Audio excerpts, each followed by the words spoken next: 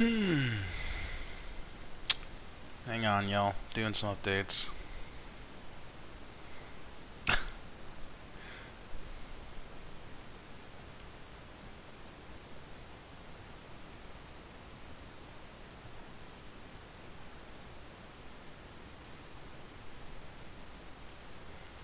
Hmm. Hopefully y'all can hear me too.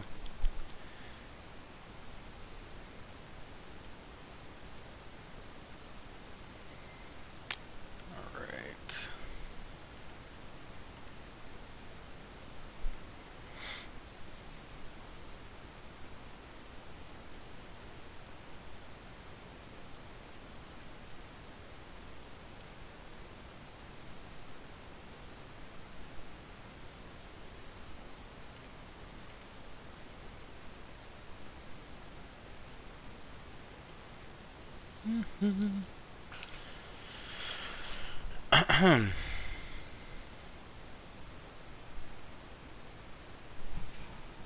Okay, I don't know what's happening here.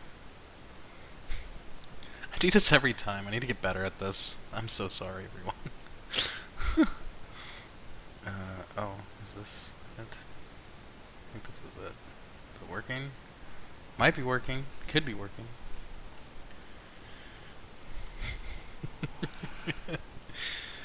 um. Megaxa. Hi. Welcome to the stream. I'm just getting some things set up here before I start diving into everything that's happening. So, oh,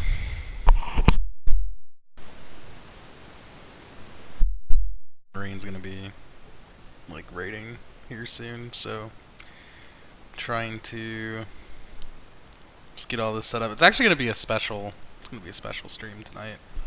And I had my dinner too. It was great. So, we'll see. We'll see what happens here with everyone, because it is Friday night. So, and it's funny because this stream right here is gonna be a fear of missing out because it's so. This one's a big deal for some people that have been following Smunchy Games, because they know what we're about to be world building.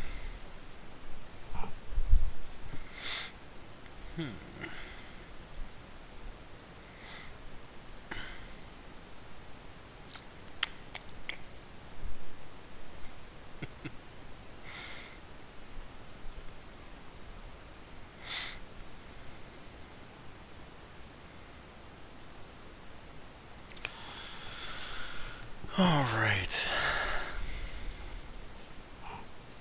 Oh, welcome. Wow. So if you're watching right now, and you're interested in joining the Discord, you should totally join. It's been a good day. That's what I'm doing right now. Actually, I'm giving someone roles who just joined. So, which is very exciting. I love seeing people pop in and say hello. Oh, hello, friend. Hi.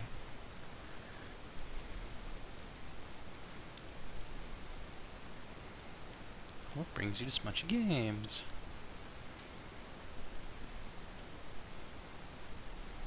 Alright. Oh, so we are world building tonight.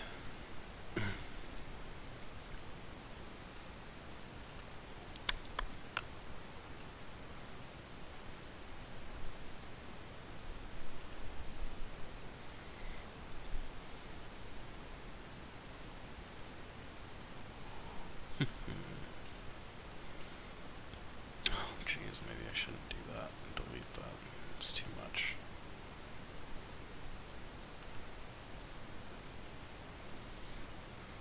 Oh, awesome.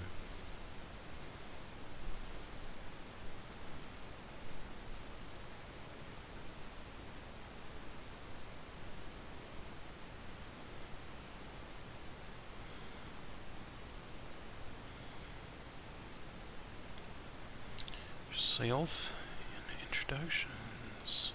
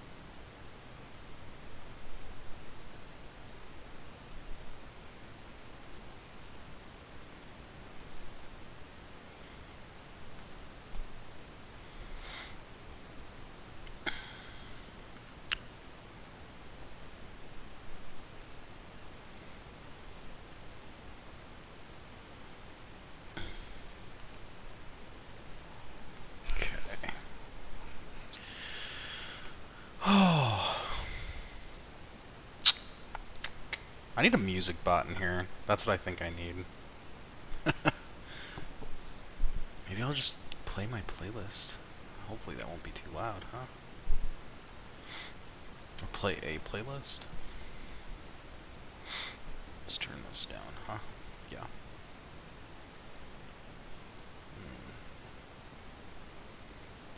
We'll do this. Tell me if this is like too loud here.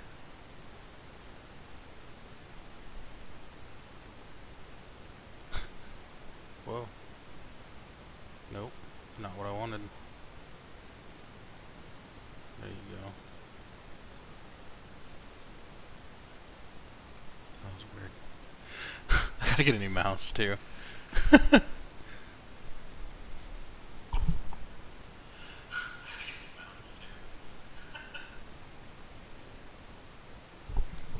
Okay. You can barely hear it.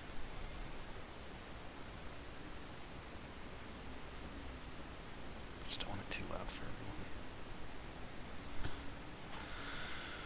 everyone. Alright.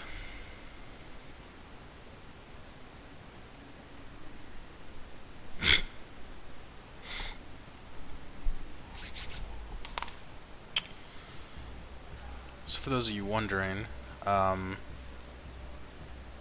this is a setting that we are going to be launching and releasing sometime next year. It's for 5e, so that's the cool part. So 5e Dungeons and Dragons, for those of you that are curious. Yeah, Necromance 3086. So, in this setting, it's a pretty fascinating setting just for what it is. I just don't want to cough in everyone's ear. It's a science fiction fantasy world. And essentially it takes place on a planet called Ynsertia. And Ynsertia is actually in the Milky Way galaxy. Humans have traveled to Ynsertia within the Milky Way. It's kind of more at the edge of the Milky Way. But they've traveled there just because Earth kind of gave out. So, and there's like this entire back story here that I'll read off once more people come in. But it's pretty interesting how Necromancer 3086 kind of formed, because Necromancer was not like, it's so weird how I guess I come up with my settings at times, because normally they're based on dreams. Some of them are built more around chats I've had with my wife, who's actually the co-founder of Smunchy Games, or like my brother-in-law, or like friends, other family, right? And just having a good time, or like other things like World Anvil, which is amazing, by the way. Same with Worldbuilding magazine. Those guys are great. Check that out. Words won. Man, nobody ever seems to leave Earth for greed, only because the world gave out. Yeah, that's true. Hi, welcome to the stream. But yeah, it's interesting how those come up. So Necromancer 3086 was actually a dream that I had, and man, it was a trippy dream because it felt too real. I don't know if any of you are like, I don't know, what do they call it, lucid dreamers or vivid dreamers or something like that. Anyway, that one felt way too real to me, and it was just kind of weird how it just came to be, just what was in the dream, because it had everything of your typical like fantasy vampire world. Very typical. It was kind of dark. You know, wow, this is like perfect music for this actually. um, but it was kind of dark and dreary, but there was also light too, like light places, happy places, and beautiful places within the world as well. So it's kind of fascinating how it came to be. And it's always weird because all of my dreams always end up having these weird takes on humanity. And it's never like the humans are this, concept of your typical human. Oh, you want me to turn up I can turn up the music. We can do that.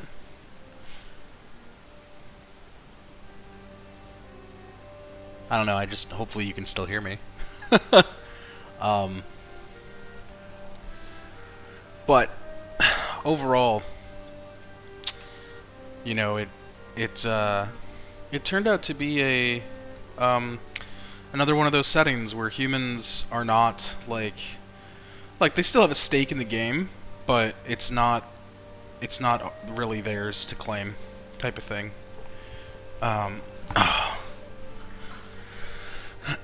Oh, perfect. That's great then. Trying there, right? I don't know. I'm gonna have to feed more into my playlist, because I'm using Spotify. Does your fantasy vampires would have evil cultists that worship Soul, the World Ender? I don't know about that one, but they definitely, and they're not evil per se. I guess it just depends on the faction and how you view the people within that faction. So it's kind of fascinating, and then we'll kind of dig into that here about the vampire. Or we'll really hear. So in this in this world, vampire is actually a slang term that the humans use. They call them vampires. Their actual name are called vampin-iris.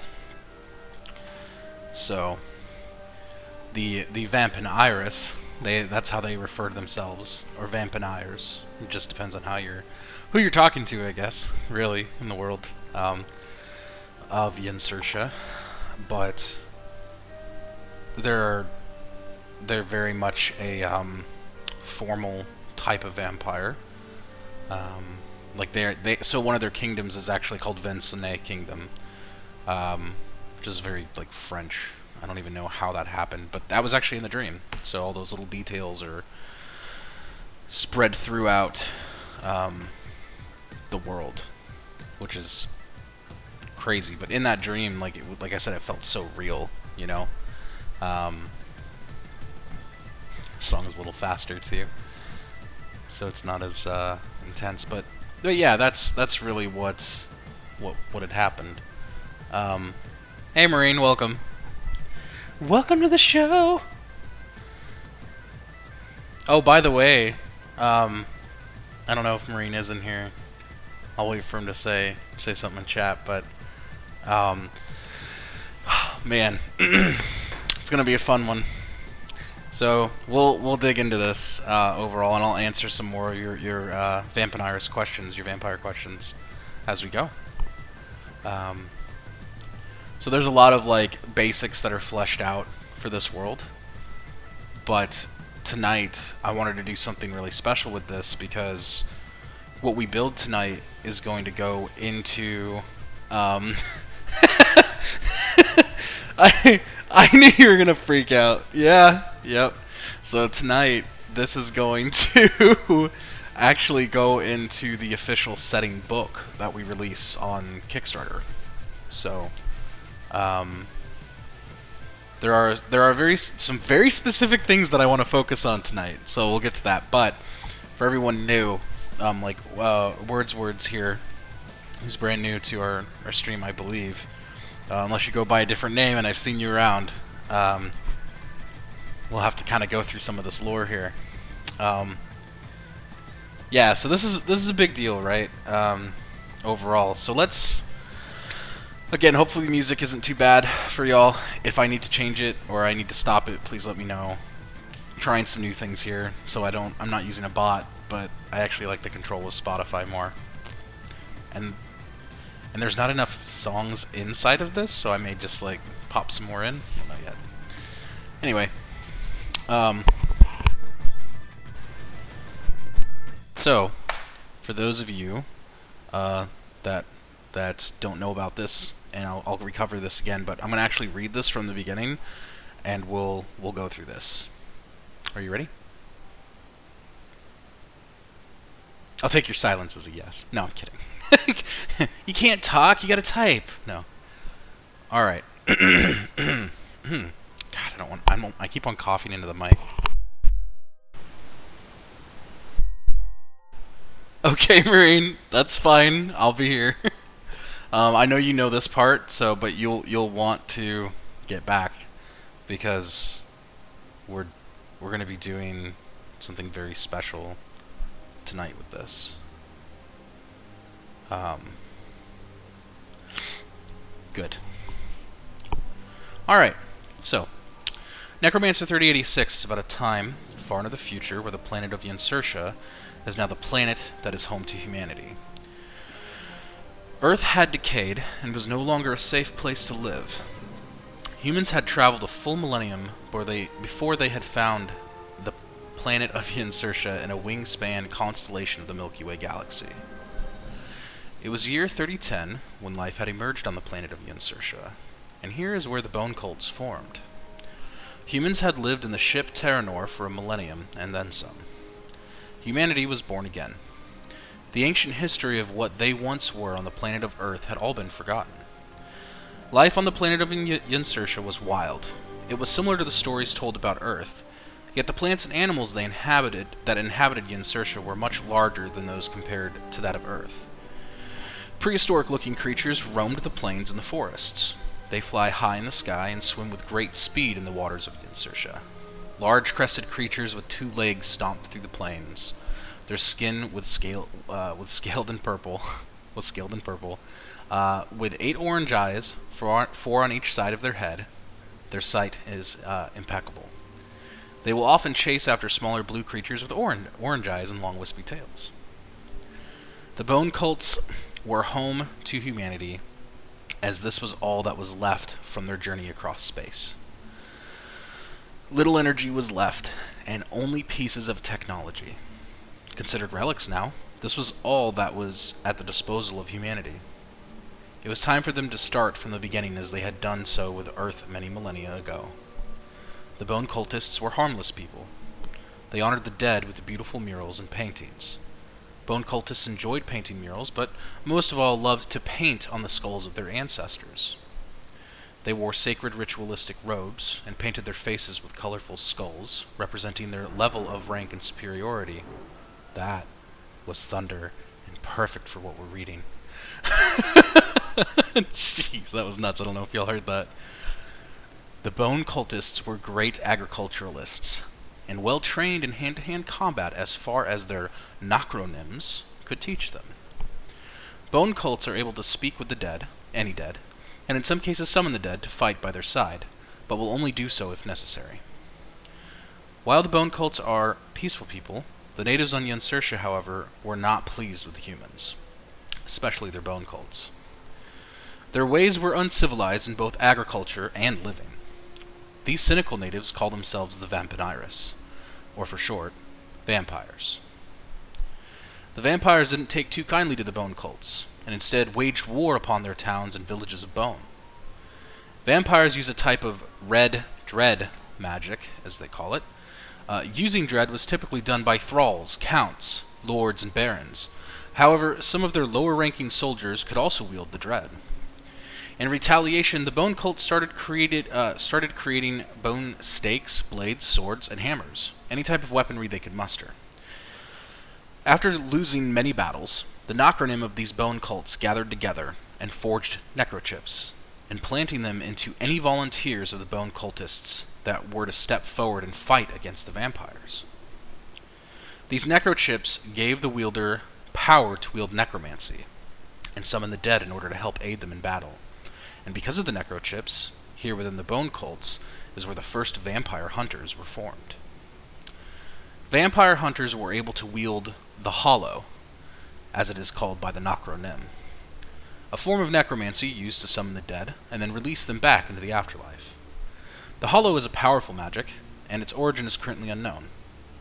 Or so we think. However, the Necronym knew that this power was bestowed upon them to share with whomever they deemed worthy of wielding it.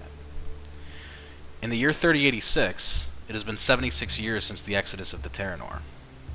The Terranor was the carrier ship that carried all that was left of human existence to Yensurtia. It had served its purpose well, and all that remains of the ship is a rusted husk of its former glory. Today is the time for new vampire hunters to take their place among the many recent and retired heroes of the bone cults. With these new vampire hunters, it is the hope of the Necronym that the war ends and peace can find its way to Yensurtia once again.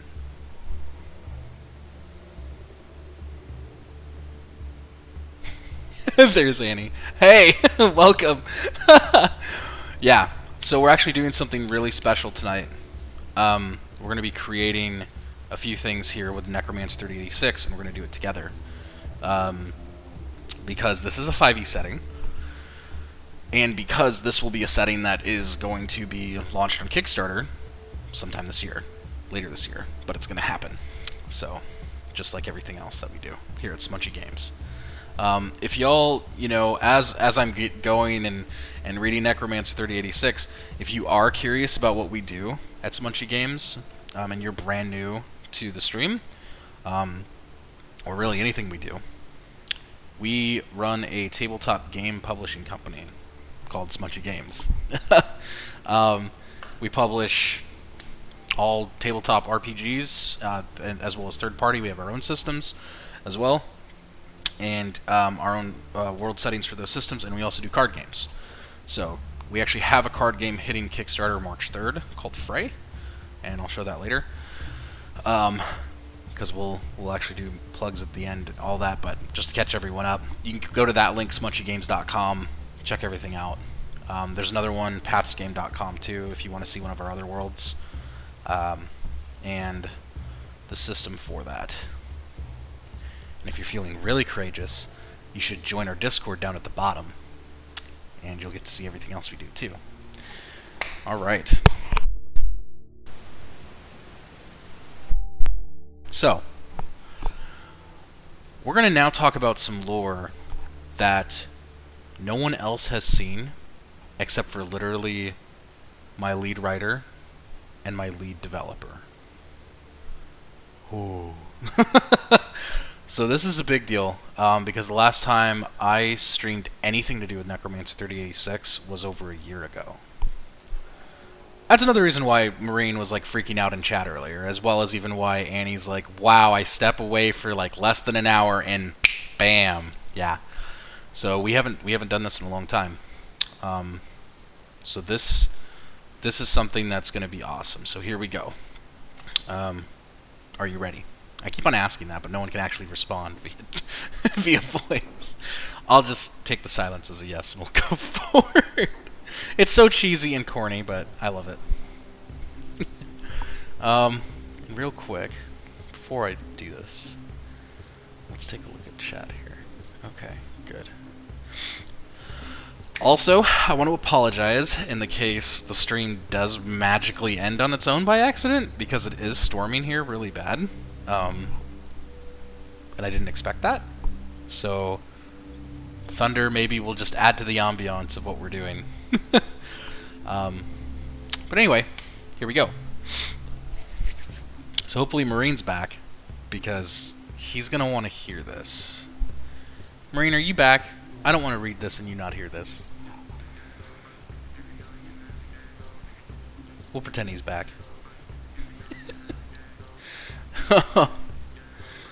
Alright. So, the need for death. Now, you heard me say here... Where is this? Back up here. They weren't sure where is this? Vampire hunters were able to wield the hollow form of necromancy, yada yada, and its origin. Okay, right here. And its origin is currently unknown. So this is only true to the newer generations on Ynsertia. They don't actually know how the hollow came to be. However, tonight we're going to learn how the hollow actually happened. Okay?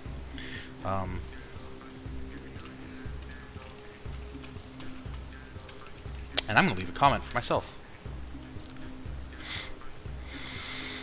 Okay. Here we go. Need for death. Humans lived peacefully on the Terranor for many years, until a symbiotic race of changelings called the Geldroxi found their way into the ship. The Geldroxi are smart, quick, and cunning. The Geldroxi spread amongst humanity within the Terranor as if they were a plague, wiping out a third of the humans and adapting their bodies, turning the dead into their hub for life. While a symbiotic relationship exists between a Geldroxi and its source, it can never fully maintain all control. This was discovered by the first human Nocronim, Alhar Geffen. Alhar was a brilliant engineer and had discovered hollow magic through the combination of human DNA, water, and a mineral called Estensophir. This combination allowed Alhar to regain control of the resource hosts that the Geldroxi, I'm editing as we go, the Geldroxi had controlled for nearly a decade, where the humans barricading themselves to only one side of the Terranor. So, I mean, imagine that for a second, right? Like, Geldroxi show up, you're floating in space, you have nowhere else to go, this is it. Like, this is your home, so basically, your home just got invaded, and you can't leave it, because you're in space, and the symbiotic creature, multiples, like a huge swarm of them just invaded and just started, like, popping over heads of humans, or, like, you know, wrapping inside of them, you know, taking control, right? Kind of scary. So, but here what this is saying is the combination allowed Alhar to regain control of the resource hosts that the Geldroxi had controlled for nearly a decade. And the other humans were already barricading themselves to one side of the ship because of this. So Alhar actually found a way to get those people free from the symbiote, free from the Geldroxi.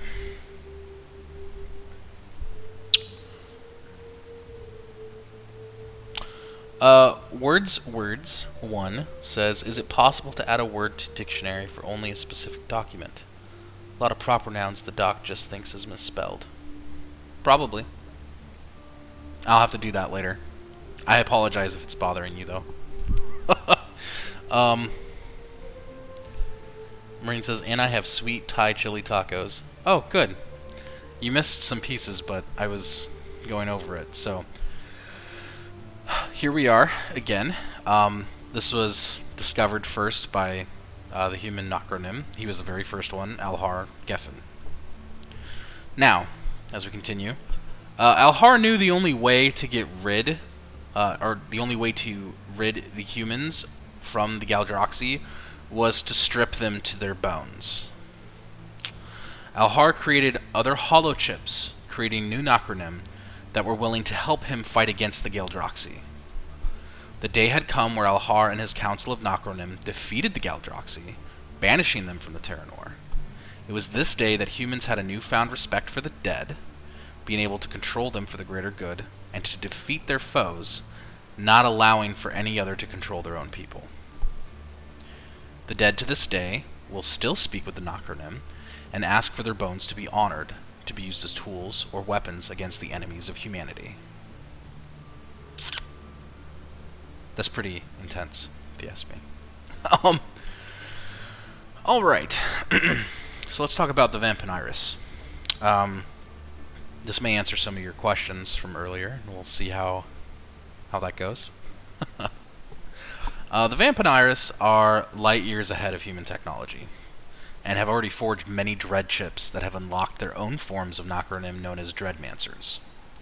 Unlike the Bone Cults, the Nocronim Dreadmancers of the Vampiniris are far more civilized, and while they too appreciate the dead, they would never go to such levels of harvesting their loved ones and using their bones in everyday practice. No, their belief is to let the dead rest, but only until they're needed once again to aid their people. Until then, the Vampiniris have found other, more civilized ways of living, such as forging electrolyte weapons, tools, and items that separate them from the incivility of humans. Wielding dread magic is something that the Vampiniris have much more experience with than the humans have with their hollow chips and magic. They can manipulate it, construct with it, and even conjure with it. It's important to note that while the hollow can hold its own in weight of magic, dread magic has many secrets that have already been unlocked and established. So those are kind of the differences between dread and hollow. I know you are. I'm glad to. So the Starplex. We'll talk a little bit about the Starplex. The Starplex is the star in the sky that gives light and heat to Insurtia. Around the Starplex has smaller planetary stars that were built by the ancient Vampiniris to help amplify heat and light into Insurtia because they're so far, in the Milky Way. The Vampiniris built 2 green light stars that feed off of the light from the first star. This casts a new color of light, a yellow type of orange light, onto Insurtia, giving it an Earth look and feel. Although this was just an effect to happen after the true purpose of the Vampiniris looking for warmer weather, trying to harness nature.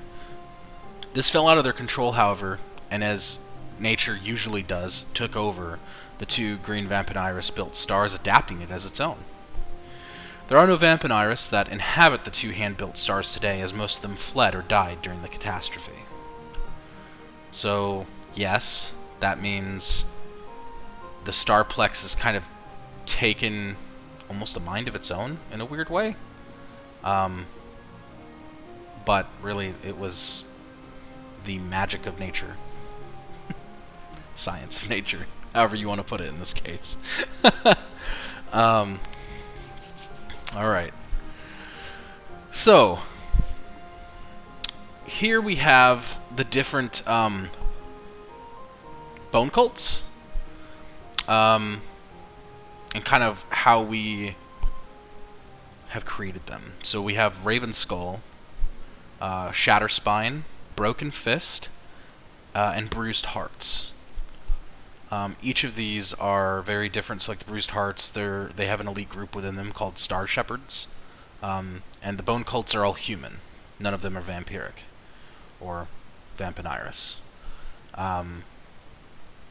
These are the only group, the Bruised Hearts. They're the only ones that actually know the truth of the Galdroxy, as well as what happened with Elhar. But it's only these Star Shepherds within the Bruised Hearts that know this. So, a lot of that information has been kind of lost in time.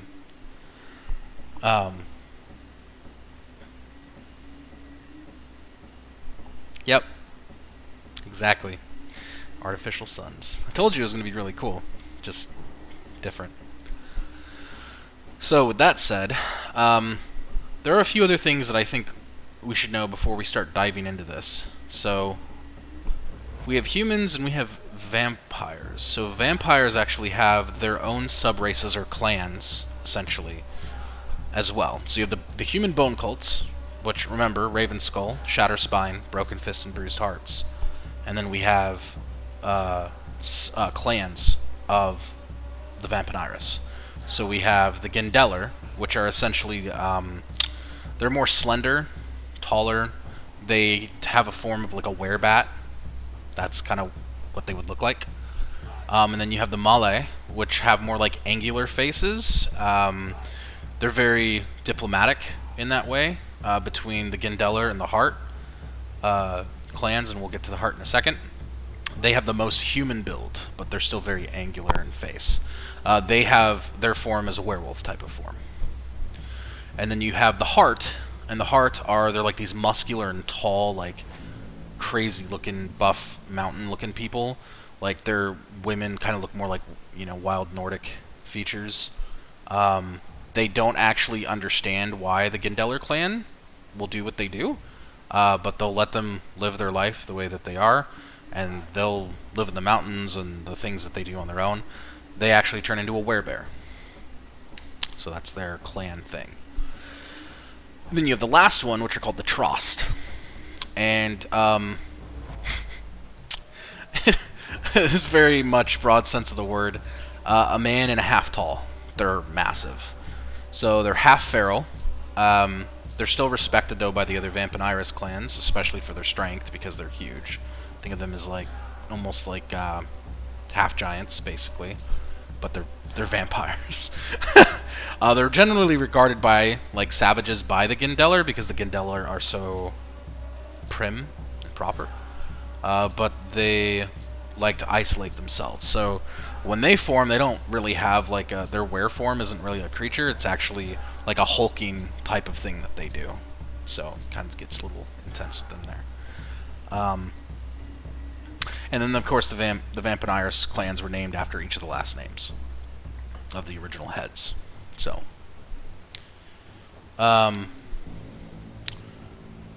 oh, Adam, welcome. About how far along would you say the development of this world is? I hadn't heard much about it, but it seems you've got a lot finalized here. There's a lot finalized here, from basic senses of what it is. There are a lot of things that are set. However, that doesn't mean there's some world building that needs to be done. So, we actually have a couple creatures which are cool. We have the Crackle Cough, which is awesome. I don't know. I can read this to you. It's actually pretty great. So Crackle Coughs, they're about this big or so.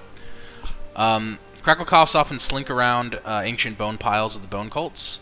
Crackle Coughs received their name from the bone cults because of their crackling footsteps and the calls they put out to alert other Crackle Coughs of danger. The sound is similar to that of a hideous cough. Crackle Coughs are no longer than the palm of your hand. However, they can grow 100 times their normal size when enraged.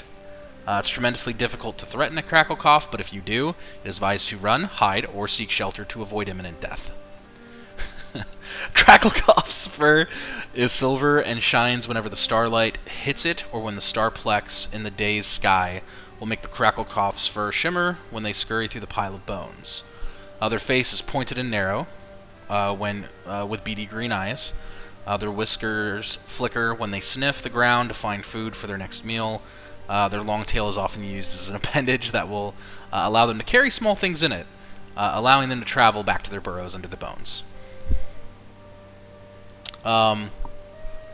Let's see what Marine says here.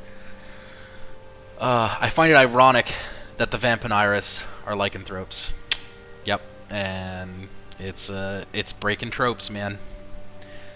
Or yeah. Hi, Adam. Wave. So that's that dude. And then the Galdroxy morph slips. The Galdroxy morph slips are kind of gross. But I'll read them. So the Galdroxy are a symbiotic changeling race of sentient beings that rained havoc within the human starship known as the Terranar. They traveled with them for many years, taking over the minds and bodies of their people, and are now let loose upon the wilds of Yunsurtia. Galdroxy morph slips are small at the beginning, but rapidly grow and feed off of the thoughts of another creature, no matter how simple-minded those thoughts may be. The Galdroxy will wrap itself around its prey externally, molding to the shape of its host. Once the Galdroxy morph slip has its fill of thoughts, it will only then give full consciousness back to the creature. When the Gildroxymorph slip gives back consciousness, it creates a symbiotic black armor around the creature, with black symbiotic tentacle spikes protruding from the top of its head and spine, transforming it into something wicked-looking with 3 purple tongues, purple glowing eyes, and a full wide mouth of many large purple fangs with it. The symbiotic Gildroxy will take shape of the inhabited creature. Its black, stretchy, slime-like body and nasty bite comes from a formidable foe for anyone that dares to challenge it. The best way I can describe this, imagine Venom with a lot more tongues and purple and black and a lot of spikes, and you kind of got this Gildroxymorph slip. So, all right. So we got some of those out of the way. Before we dive into some other world building, there are some other very key pieces that you should know about. We won't read about Lord Hentgolder, because that's not finished yet. And that's actually a thought I was continuing. But this resource is the electrolyte. So we learned that Vamp and Iris use electrolyte in the things that they do, right? They can use it as a resource. So electrolyte can actually be used as like an energy sword. It can be used as like torches. It can be used as cooking. You can do anything really with it.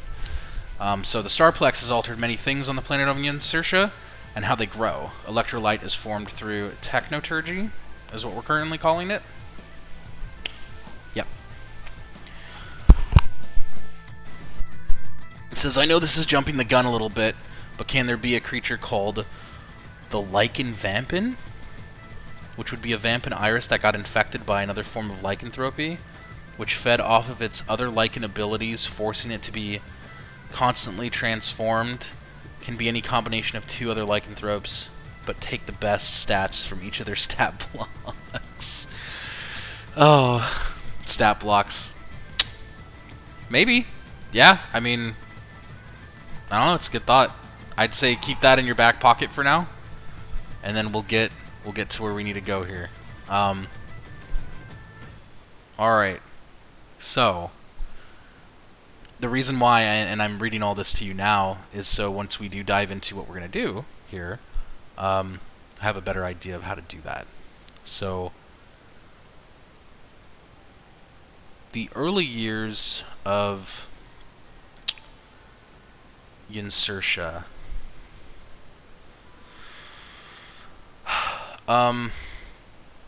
We won't go into this. Cole Dixon, Jernholm, Trees and Leaves.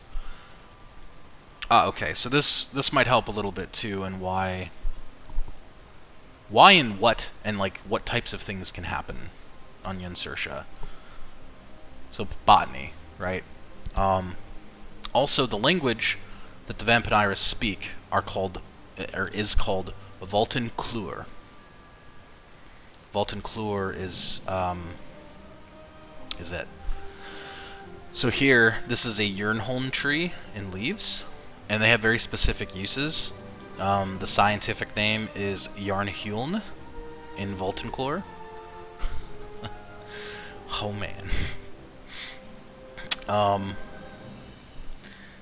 Oh, here, hang on. We're gonna go to chat real quick. Adam says I'd be interested to check this out more on my own time if you don't mind sending me this doc. Yeah. And for those wondering, so Adam, he's actually our lead designer on Fray, the card game I was telling you about. Yep. Be interested in digging into it a bit, maybe help a bit with anything that needs work still. Maybe make a card game for it. Who knows? Yeah, hey, that's fair, man.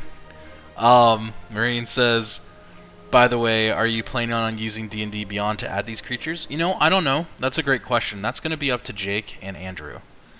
So Jake is lead design right now, and Andrew is co-design. So be up to them on how you want to implement that. And then Bailey right now is lead writer on Necromancer. I love the feel of this setting. Yeah, dude, me too. This is definitely going to be one of my favorites. And it does have, as we're going through it, it's weird because it feels light, but it also has a dark tone.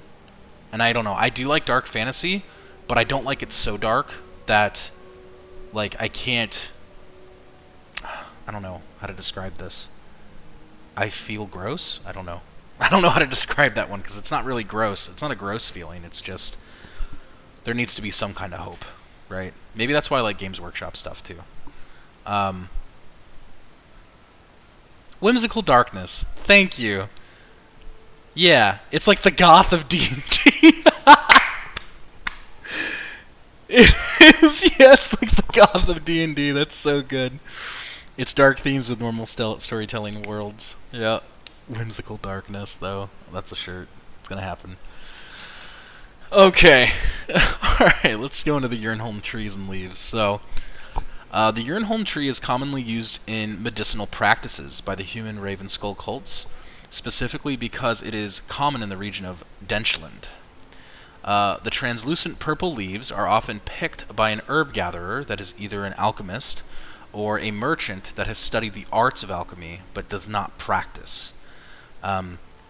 Yurnholm leaves were something that the vampire have been using for thousands of years because of their known purposes for healing, but were recently discovered for their magical uses by humans. The green glowing cracks in the hard brown bark of the Yurnholm trees provide a flow of dread magic essence that is funneled into the Yurnholm leaves that alters their color and gives the translucency to the leaves. The root of the trees feed on a rich soil that is made up of the starplex bright particles that are found in the rays when light is cast upon Ynsertia. Once the Yurnholm leaves are gathered, they are put into a bowl and then mashed into a paste when water is added to it. Once it is in paste form, it will require a bit of magic to alter its properties into a healing substance. Typically, the Vampiniris would add dread magic to it, which would mend the wounds and cure the sick that are Vampiniris. Humans will instead add hollow magic. Update that. Add hollow magic to the paste. While hollow magic creates a similar reaction to the paste that dread does by curing the sick and mending wounds, it will also increase all color saturation within the eyes of humans.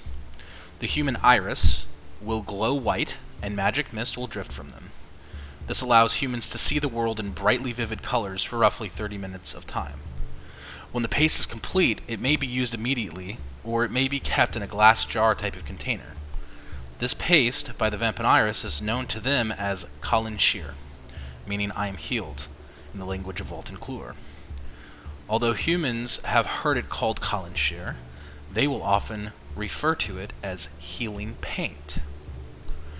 Merchants of the Raven Skullbone cults will typically sell healing paint for a gold coin or two, depending on the quality.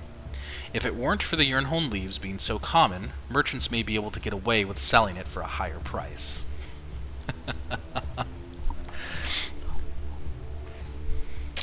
Alright, let's go to chat here. Can the shirt that says Whimsical Darkness have a goth elf from D&D dancing with a Vampiniris on it? With the words written in a death metal band font? Yeah, just so you can barely read it. Adam, can I ask where the names for these things people are coming from? If you know the inspiration on that. You know, it's interesting how I decided to name this. So, before everyone joined, because there's a bunch of people in here now, which welcome to the stream, by the way, to all of you wonderful people. Hang on, there we go. It came from a dream. That's what's really weird about this. So this entire setting came from a single dream that I had, a very vivid one, a few years ago. It was right around the time when we had first really started implementing paths. But this dream, these were the words they were speaking in the dream. So I don't know how my mind did that, or where it happened. What I've been trying to do is trying to decipher how that happened, so I'm working backwards. And to me, it's sounding like it was a mix of French, Nordic, and Russian. of some kind of Russian language or Ukrainian or something. So it was like a mix of these 3 languages. And it just turned out really fascinating.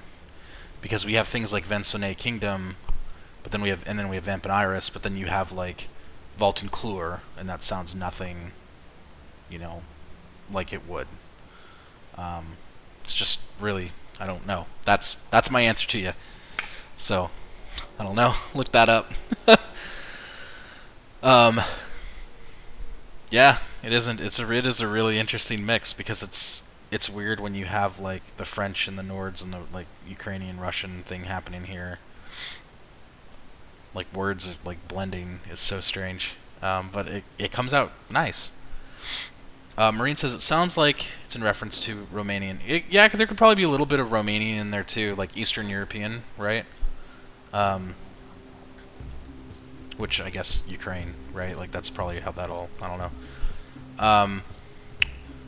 Adam says this paint sounds like something a person could get addicted to. I don't know. You'd have to try it, maybe. No, no. I don't do drugs, kids. Stay at home. What? Yeah. Okay. Anyway, stay at home and world build, or world build and do drugs. I mean, whatever your fancy is. That's gonna go down a weird place. Let's not go there. Okay. So you know some of the botany. I can't wait to tell you more about Lord Hentgolder Denyenithstein. So that dude is his name is a mouthful, but the mark of Denyenithstein is even more intense. So talk about that another time. I don't think I finished it. Yeah, it's not ready yet. We'll come back to that. Yeah, that's another thing. Now, Qual Dixon, this is actually one of the first characters I've created for Necromancer 3086. I'm going to read a little bit of him to you and kind of what this is. I mean, it's not just a description of him, but it's almost kind of like a weird, like, short story. I don't know. It'll probably help. Yeah. So once we get from there, then what we are actually going to do tonight, so now we get there, we are going to build out a couple of areas, locations in the region. And from there, as you all know, with world building, things spiral, and who knows where we're going to end up. Okay? Adam says, I just mean that there's some world building potential there. What if somebody develops a dependency? What if they use too much? Too often? No, you're great. Yeah, no, it's right. What happens? You need to try it, Adam. Try it. And tell us what happens. No, I'm just kidding. You're right. There is potential. Maybe we'll come back to that. Because like I said, things could spiral. We may end up getting, like, I don't know. We could end up somewhere, like, I don't know, where we find this creature wearing a dress, and all of a sudden it's covered in healing paint, and the reason why this thing wears... Anyway, you know what I mean. So here we go. We're going to talk about Qual Dixon, and then we're going to jump into these other places that we are going to build together tonight. So, the thunder stopped. That was weird. Maybe it was just 2 booms, and it was crazy because the thunder was perfect timing for when we were doing this. Like, it was just perfect. It's just like, wow. Did the forces of nature, like, want to set that up on purpose? Dude, it is not snowing here. No. I'm in Austin. No way. Okay, yeah, just bad storms. Good. Jeez. Alright. Qual Dixon. My name is Qual Dixon, and I am cursed. I was raised by humans, but my true bloodline resides within the Gendeller. The human bone cults have been kind to me and raised me as their own. The vampires, as the humans call them, have known nothing but hatred and animosity toward me. I was told by my bone mother that the note left on my basket I was lying in, no older than a few days old. The letter read, oh, jeez, sorry. I did this last time, too. The letter read, here is the most cursed vamp in Iris on Yinsurtia. Do what you will with him. But his green-colored skin and his blue eyes is only to bring us misfortune and bad omens. Furthermore, The mark of Tondalcain rests just below his left eye. Nothing more evil could have entered this realm of the living. Good riddance. So you see, I'm not a man that would have many friends. But I do know when something is worth sharing or not. Especially when it comes to secrets. My misfortune and bad luck, it seems as though this was brought to my doorstep. I was paid a visit last night by a dreadful creature. He wasn't ugly, no, but dreadful nonetheless, smelling like 12th hour cabbages brought as sacrificial cleansing for the dead rituals by the bone cults. Wicked as the smell was, something was different about this fellow. I let him into my home, holding my electrolyte. We walked up the stairs and through the main hall and sat in the sitting room. I touched each of the electrolyte lamps on the walls. I dimmed the lights and stared at the fellow in my sleeping gown as he sat upon my sofa. He kept his hood on, even though I asked him multiple times to make himself at home. He refused to lower his hood. I had no clear look at his face, but what he gave me made me uneasy, terrified to say the least. How could this unknown fellow come stomping up to my door in the night's rain and hand me this? His bony fingers let go of what was to be a broken chip, but a chip that only had been rumored to exist. A tall tale, you see. The chip glowed and sputtered as the metalwork tried to mend itself. It couldn't, though, as the core of the chip was fractured. This white chip that sat in front of me was only the first sign of the horrors to come. The man let out a wailing cackle and disappeared into thin air, leaving the chip behind. Of course, I would be the one to blame by the Vampiniris. Only the bone cults would defend me, and their word against that of a Vampiniris is only a disappointment. No, I had to hide this, and I had to leave. What else could I do? I packed the best to my ability. My best clothes, my carved pipe, some bagged dweddle scuff, and a few biscuits for the road. I left that night, in the cold rain, and ran into the forest of Hockle Wood to find my way toward the only person I knew who could help me, Keisha Elmstriff. Ta-da! Alright. So now that you know a little bit about Qual Dixon, why he's on the run, and why he's actually an important character. Also, would a good name for Technoturgy be Electromancy? Oh, this man is positively British. I quite like him. Yeah. Yep.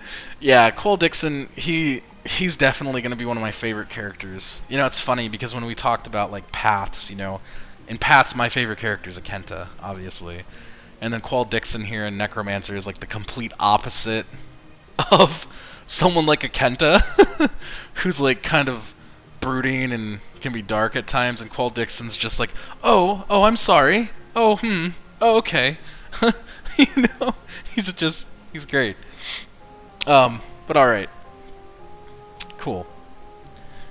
So, let's kind of dig into this.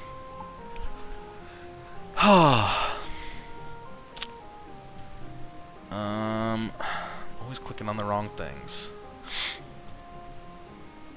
Oh, okay. I should read you this, because this is important. This is Denchland. So to just kind of give you an idea of the different zones. Now, it's weird because, like, not all of the world is, like, really built, right? Like, Denchland's built here, okay? But, like, things like, the ones I want to focus on tonight, that I think would be really great to start, are Deathroot Mire and, Badmore Shaw. These two would be a lot of fun to do tonight. Because I have nothing for them at all. Like, they're brand spanking new. I just got a name, and that's it. And we'll have fun creating. So, with Denchland, I'm not going to actually read this whole thing so we can jump into this. But there are Yernholm trees there that we read and talked about. It's very brightly colored there. There's a lot of, like, wild colored flowers. Very beautiful. Lots of green, like, hills and inhabitants. The bone skull, the raven skull bone cult are there, and they're the ones that I was talking about that make the healing paint and all that. So,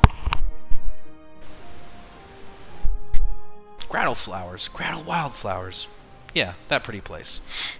And then Vensone Kingdom is actually a Vampiniris kingdom, and it's ruled by the Gendeller clan. So Vincennes is literally like, I don't know, France with like the big cathedrals of that time, and it's very beautiful there. So that's Vincennes is the best way to explain it. So, oh, sorry. So, do y'all want to start with Badmore Shaw or Deathroot Mire? Badmore Shaw sounds like a good name for a prison. Alright, we're going to start taking some notes. A prison. That's one idea. That sounds like we're starting with Badmore Shaw.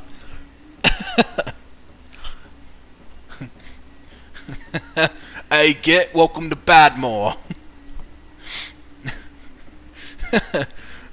Heard you were a traitor. Couldn't face the human bone cults there by yourself on the front line.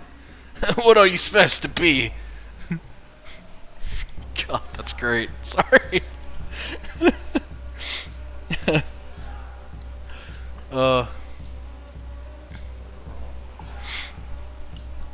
That's why, like, you know, and it'll be fun because what I plan to do, what I want to do, in the future streams is create like so all these different locations.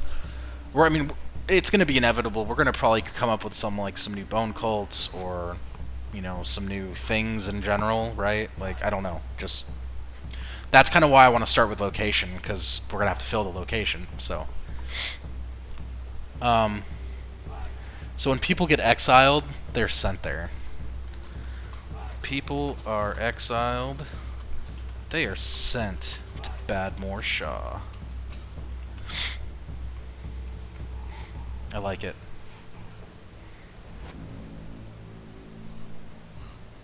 Yeah, because, I mean, and Badmore Shaw, like, is this like a dark prison? I mean, I guess you couldn't really have, like, a happy prison. You know? But, like, how dark? Like, is it, like, you know, dark? Or is it, like whimsically dark? Based on Adam's, like, quote earlier. And that is why it has the name. Okay. That's why it has the name Badmore Shaw. But really it's a nice place. It just has a name that makes it sound bad and dangerous. Okay. Huh. Alright, Adam says, Badmore makes me think of moors. Tracts of open, uncultivated uplands. Maybe it's a region to the far north or south, not popular and with high rates of people leaving to find more hospitable living conditions. Welcome, Initiative. Oh. You're under round 2 at gaming. Wait. What? I'm so confused. Alright, so wait, let's go back to what Adam said. I think it'd be kind of cool to combine those two ideas. With what both Adam and Maureen are saying. Tracts of open, uncultivated uplands. A region to the far south, we'll say that. Well, I don't know, I like far north too. North? South? Not popular with high rates of people leaving to find more, or trying to leave because it's like it's exiled, right? Trying to leave to find more hospitable conditions. Perfect. I live in a small town with a big prison. Combining them would make sense to me. Adam, you're so funny.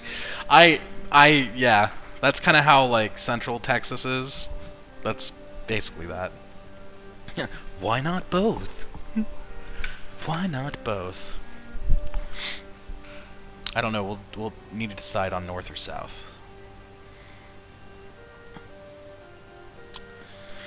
Need a decision. There we go. So, can you summarize everything for me in 50 words or less? Oh geez, we read so much. Okay. Science fiction fantasy theme. Necromancer 3086 is the title. This is going to be published. It's a setting we've been working on for a little while, so there's actually a lot done. It's a 5e setting. Let's see. There are Vampiniris. Slang term for them is vampire. They are the natives of the planet Uncertia. Uncertia is on the edge of the Milky Way. Humans are here. Humans have been kind of broken down. They're now known as bone cults. They're not welcomed by the Vampiniris. And here we are. There's some other like lore things that are kind of important, which is why I read them off. That's like the gist of it. There are Vampiniris clans too.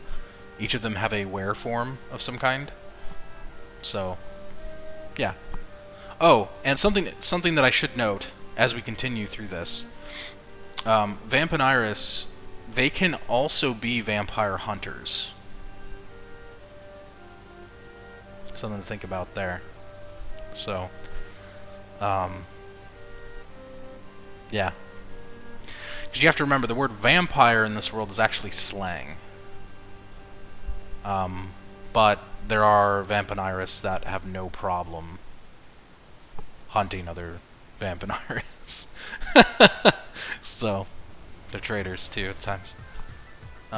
Anyway. Vampirewolves. Yep. And bone-worshipping necropriests in Gothic London. I mean, yeah, well, kinda. It's more like, what, Paris, maybe? In the Vensone. With lightsaber magic? Yeah. Yeah, that's a good way to put it, the electrolyte. So, the electrolyte is a resource from the Starplex, so it's...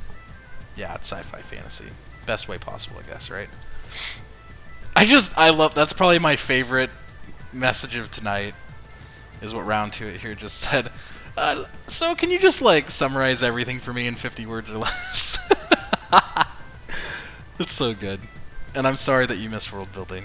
To be fair, okay, it's not your fault, because I did, of course, plan this on the fly, but I knew it would be super special, because this is being planned. Like, we have art for this, like, already in the works, just to give you an idea. So, it's gonna be pretty amazing. All right. Hopefully that helps you round to it. Yes. So Adam and Marine, we got this like exiled plane, basically. This uplands where people are sent to. Nice place, make it sound bad and dangerous type of thing. And there's lots of tracks of uncultivated uplands. We don't know if it's north or south yet. Not with high popular rates, right? So we're working on this location right now called Badmore Shaw.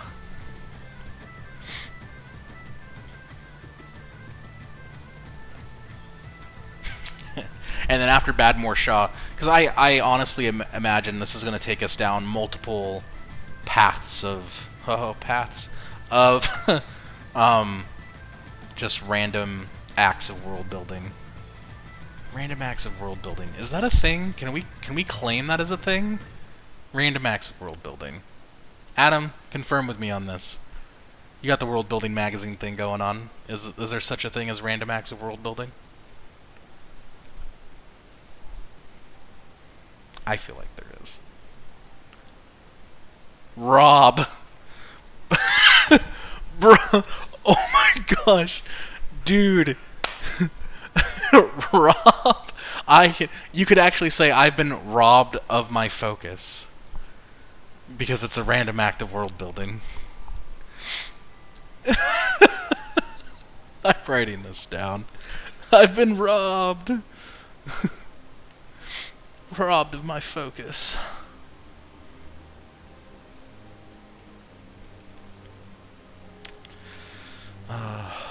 Random acts of world building. That was too good. Thank you.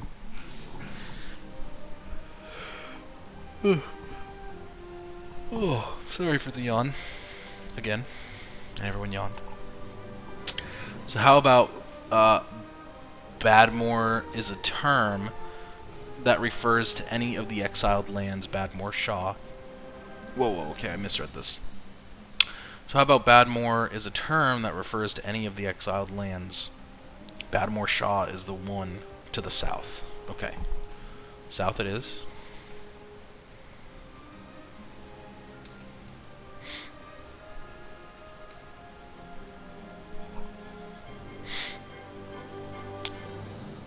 Refers to any of the exiled lands.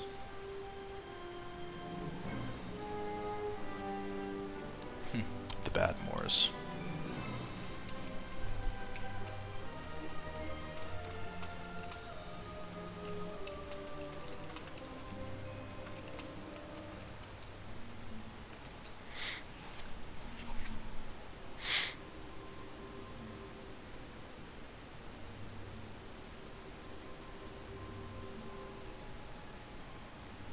Yeah, I mean, they could be all Moors.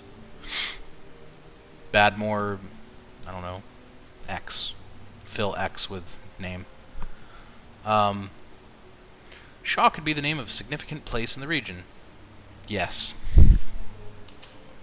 Shaw is a significant place in the region. A hill or town, perhaps. Need a decision. Need a decision. A prison of sorts. It's more similar to the surname Shaw, so perhaps the region was named after a person too?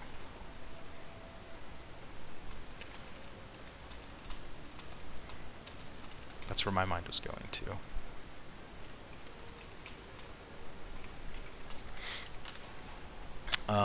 Are you familiar with Svalbard?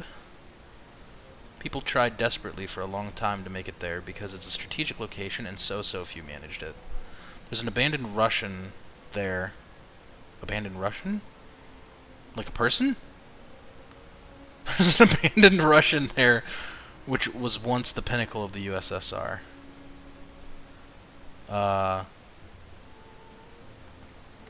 They were all Moors. Yeah. So it's the worst farmland in each of the major areas. Badmore Moor. Dude, that sounds like it came straight out of Borderlands. Hey there, Fault Hunter! Guess where we're going? We're going to Badmore Moor! Oh, thanks, Ellie. Alright, VH. Got the pod ready for you. Okay, anyway, moving on. I love it. I would go there in Borderlands if Badmore Moor was a thing, for sure. Oh, a Russian town. Okay, not a Russian person. I was like, there was an abandoned Russian there. I was like, whoa. Catch a ride. Yeah, that's right. Woo! Here you go, VH. I love Ellie. She's my favorite. I'm serious. Like, she's such a well done character. Oh my gosh. Thorny for rockets, right? Okay.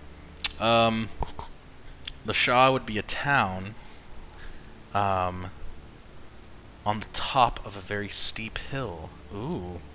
Look at you, Marine.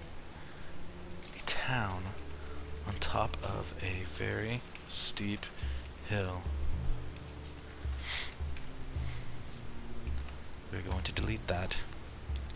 And I can't spell on top. So all of its houses and buildings are on a very steep angle. All of the houses, or homes I guess, homes, and buildings are on a steep angle. The man named Shaw was exiled, and he made his house at the very top of the hill, and he started the town. Baron Shaw.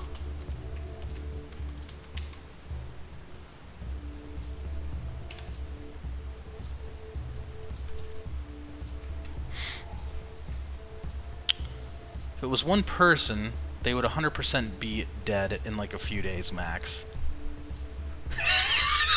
Going back to the Russian, and a Russian was abandoned. Jeez. So, the walkways are built out of the ground like a platform. Oh. I don't know why I did that. That was weird. Sorry. I keep on saying Lika, like Pika, and I don't know why I have Pikachu on the brain. Because we are talking about Necromancer 3086, and a Pikachu in Badmore Shaw would be a very weird thing to see. Adam says, if this place is so rough, there needs to be a good reason to be there. It could be a valuable resource like coal or silver. Or maybe it's a strategically important place to occupy for war or trade. Yeah, I mean, well, okay, so we gotta have to remember, this is an exiled land, right? Exiles are sent here. Okay? So, let me highlight this. Need to remember that. So, yeah, like, what would it be? Would it be like, because you're in the Badmore Shaw, and you're in one of the Badmores, so would it be trade? Would it be like the occupancy? Is there like wars happening in here? I don't know. These are actually really good questions, Adam. Alright. So then Marine says they are built level to the ground using stilts. And the whole town has levels to do this. The place is dangerous because falling is awful. Denagris, dangerous because falling to your doom is only one step away. Welcome to the Badmore Shaw. Baron, first name or rank? Rank. So he'd be like Baron, I don't know, Baron something Shaw.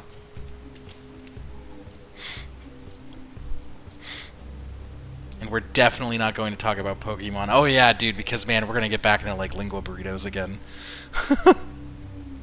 Have the exiles mine coal. That's a great idea. The exiles within Badmore Shaw can regularly be found mining coal. That's awesome. The farther up you go, the wealthier. Wealthier, I can spell, I think. The place is, since there, the place is. Silver mines are at the top of the hill. So maybe coal is at the bottom. While coal is at the bottom. Would that even be a natural thing? I don't know. What if we invert that? If coal is king here, have wealth be expressed by proximity to it.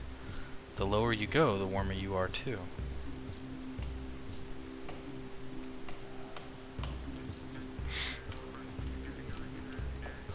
That's interesting.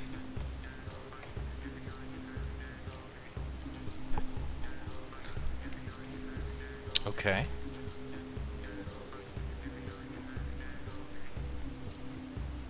Yeah, actually that would make sense, because the higher up you are, the dangerous it is. So you could die, right?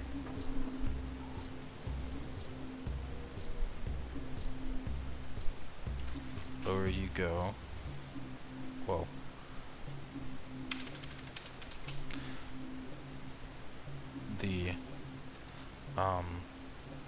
more poverty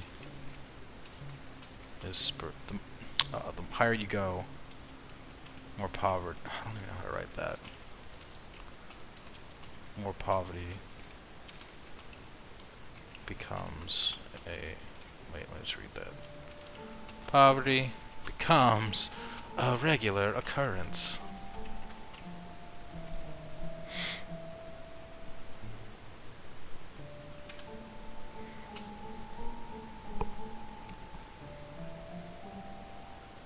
So I don't know what to do with that one yet, with the silver. Who likes walking, am I right? Right.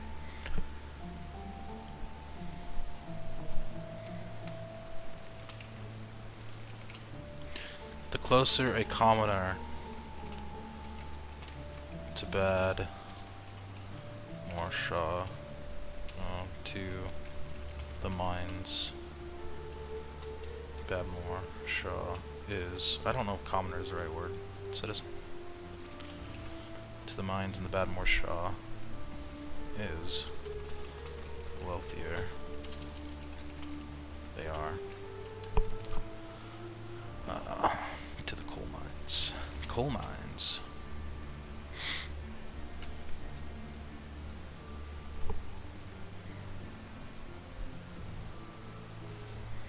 I don't know what to do with the silver. Just put this here. Silver.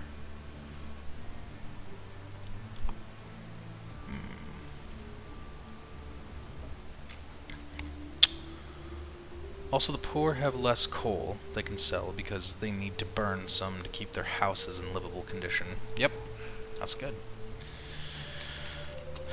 The poor have less coal to sell because they need to burn their resources to keep to keep their houses in a livable condition.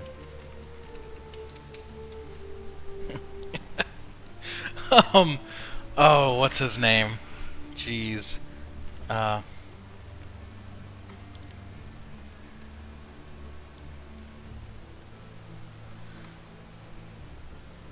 Yeah. Bob Cratchit. Don't burn any more of that coal. Yes, Scrooge. Oh man, Scrooge, this would be like a perfect place to put Scrooge, a character like here. And the farther up, the colder it is.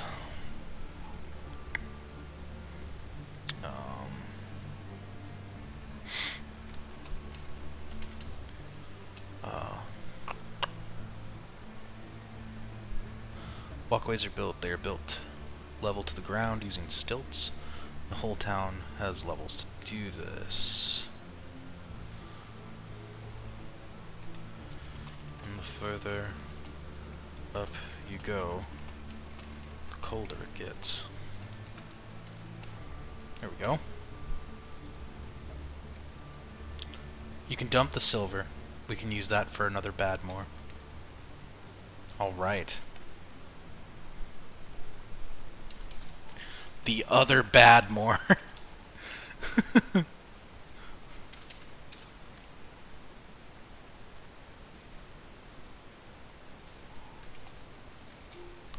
Alright.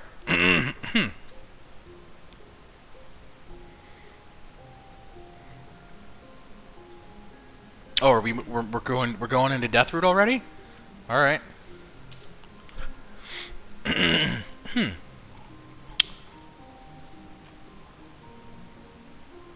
A place in the Badmore North? Dude, that's amazing.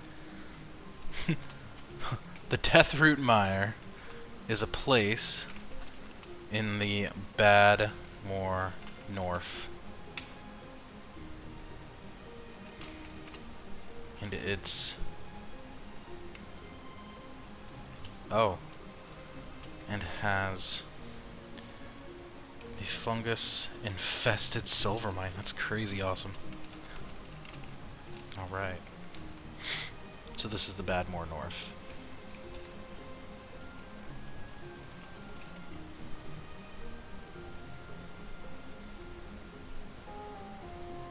Wow, so I'm gonna actually have to do this. Look at this. Heading 3. Create a place within a place. That's placeception. I don't even think I'm using that correct, but that's how I feel. The death roots are a particularly... Okay. The death roots are a particularly deadly form of toxic fungus. Also, north would be in the north. Okay, so how does this work with the cold thing in the south, with the Badmore Shah? Spelled Badmore wrong. There we go. Badmore North is in the north? That reminds me of that, you know, T-Rex meme where it's like mouth, it's overbite, and it's like north, right? Badmore North is in the north. And if you couldn't say north and you said north, you'd say Badmore North is in the north. Bye, Adam. Thanks for coming. I'll send you this later. We can go back to Shaw now. I was just finishing my idea on the silver mine. Okay. Alright. Badmore North is in the north.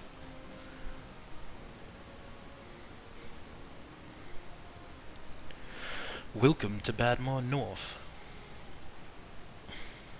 I can't stop saying that now. It's like an over and over again thing.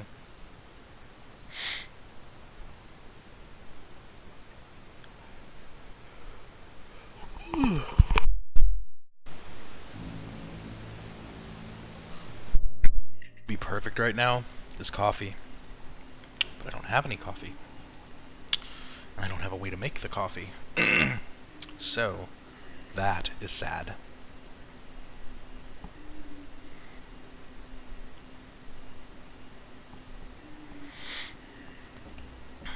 Okay, so let's recap here a little bit.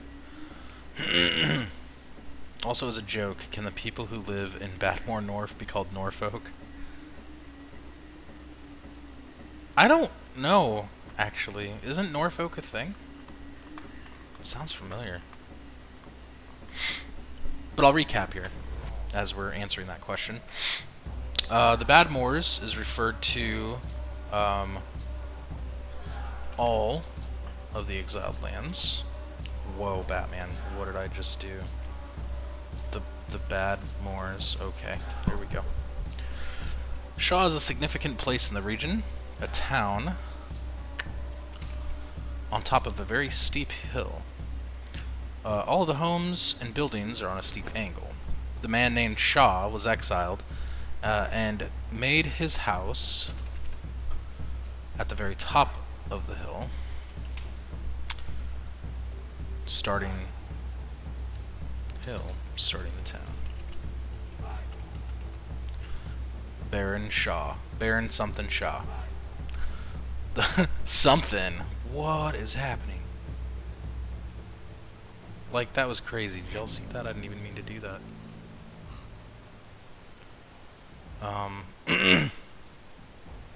Okay, that was weird.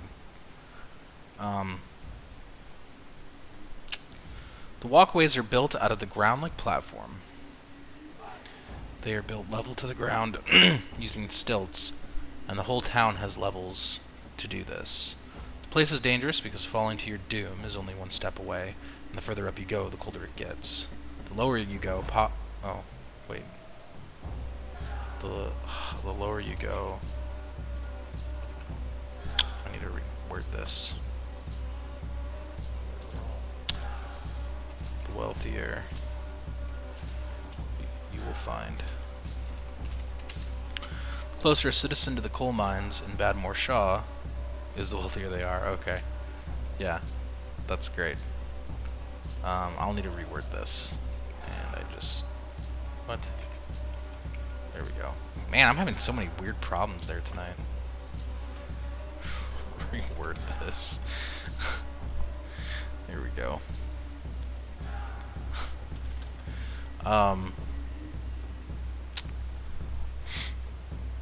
The poor have less coal to sell because they need to burn their resources to keep their house in a livable condition. The exiles within Badmore Shaw can regularly be found mining coal. When people are exiled, they are sent to the Badmore Shaw. This is why it has the name Badmore Shaw. Let's talk about the people that get exiled here. Is it just bone cults, or is it like... It's everyone, right? Like vampires and humans.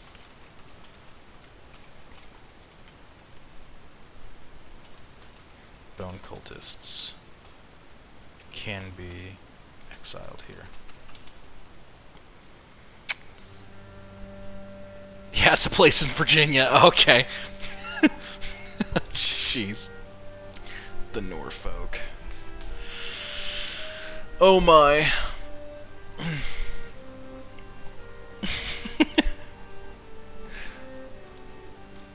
Welcome to the Norfolkians. Oh, by the way, Marine, you might have the new emote in Twitch. I'm not sure yet, though. It might still be pending. Look up, like, Excite. It's probably not there right now. Yeah, I don't see it. It's coming soon, though. I promise. Yeah, alright, there you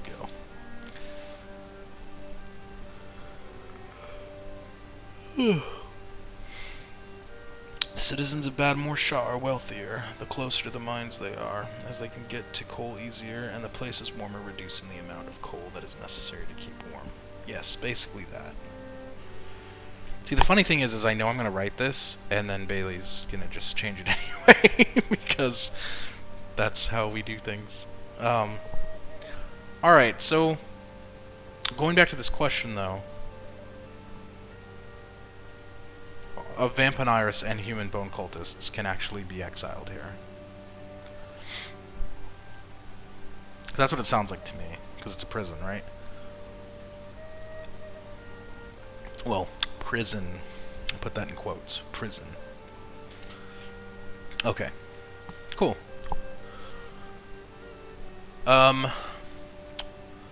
So that's a good start for that location. Let's talk about...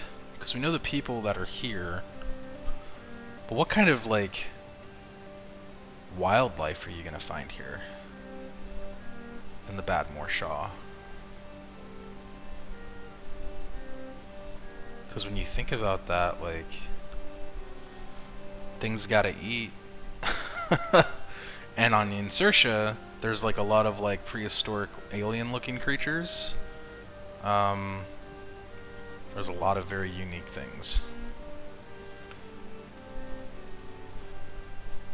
Anyone that they don't want around. That's great. And scary.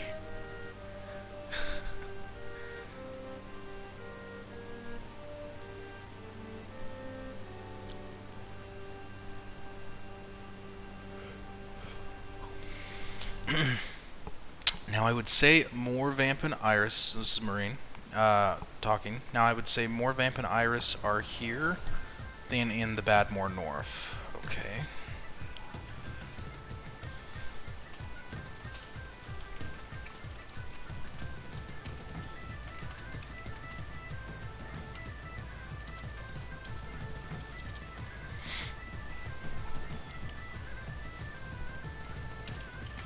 Less Vamp and Iris can be found here.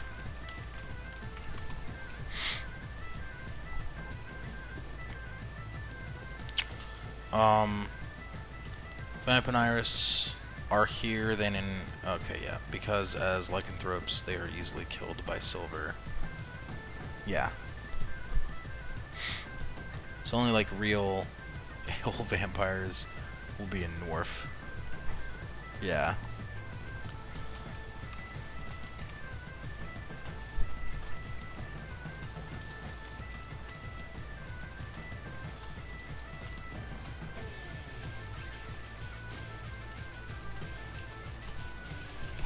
Okay.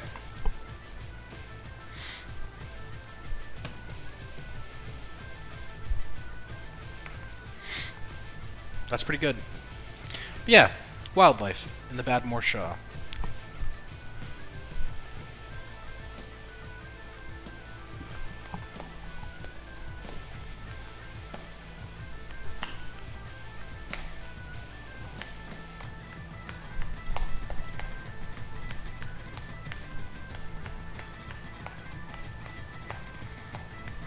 Which is crazy when you think about it, actually, because... which, I mean, actually, it's not crazy. I didn't mean to say that.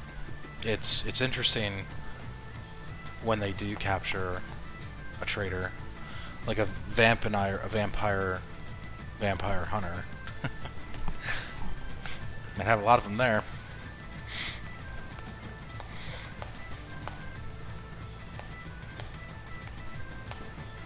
Ew, that sounds creepy, but amazing. So the wildlife in Badmore Shaw is more insect-like than in most areas. Lots of flying and wall-crawly boys. The wildlife... I feel like I need Attenborough in here. The wildlife of Badmore Shaw are typically found to be more insect-like. Crawling, flying around, and crawling their way in to the town.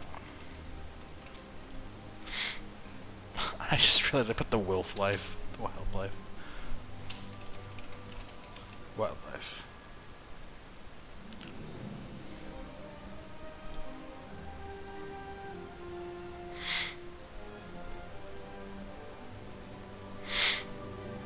This would be more like a header 4, maybe. I don't know. We'll keep it at a 3 for now.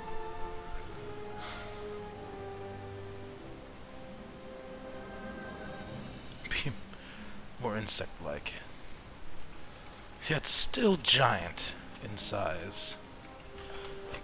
Excuse me. Flying around and crawling their way into the town. That's great.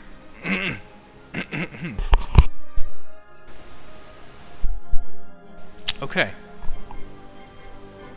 So, we got creepy big old bugs finding their way into the Foster's house for imaginary friends. Sorry. I just thought of it because I realized, isn't the Foster's home for imaginary friends like pointy, or am I thinking of something else?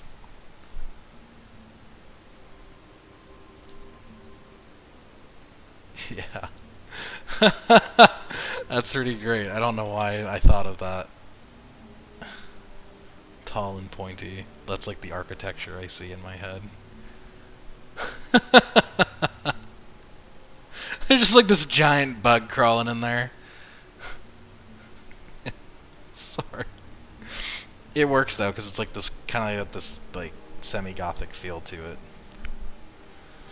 Okay, enough of that. Okay, here we go. The most annoying and common of which are the huntsman crab. They are large, black crabs with long, spindly legs, similar to that of a huntsman's spider. They are roughly the size of an apple, with 70% of their biomass being their claws. They have citizens of Badmore Shaw have to kill them constantly, or I guess just Shaw, right? Oh, Badmore Shaw. Have to... Whoa, I lose my spot. Have to kill them constantly. Because they often make the underside of the walkways their homes. That's terrifying. And damage them to make their nests. So does this mean, like, okay, I'm going to paint a picture here. You imagine walking over one of these walkways, and they're, like, damaging the boards as you're walking, and your foot just goes through it, and then, like, you got these, like, huntsman crabs that just, like, roll, like, kind of swell over and, like, start grabbing your foot. That's terrifying. That's a very scary thought.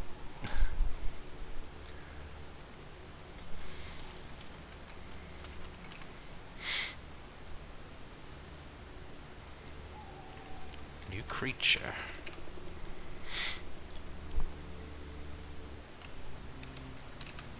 Roughly the size. Bardmore. That's an interesting one. Badmore. So let's look at a huntsman spider real quick, because I want to see those legs. Oh yeah, that's good. That's not terrifying at all. All right. So,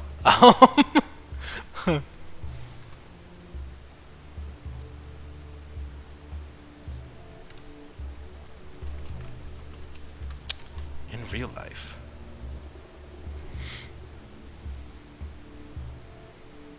Yeah, no, I mean, you did a good job, right? Like, it's because it's the thought. It's the provoking thought of them damaging the underboards, right? Like, and that could be a thing in real life, you know what I mean? Which is what actually kind of makes it dark and a little scary when you think about it. You're just walking along, and all of a sudden your foot goes through a board, and, like, they just start swarming around your leg and, like, taking it off. Like, that's not good. You know?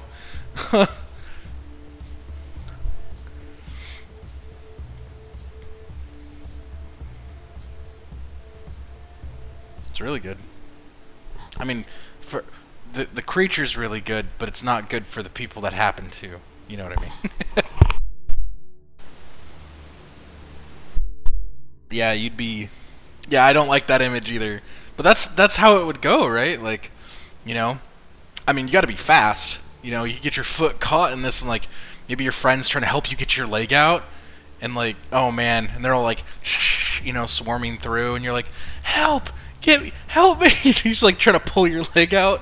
Just, oh, wonderful.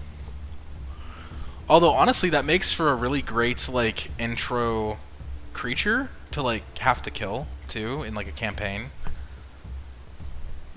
I don't know. I see it. I see it. That's really awesome to me.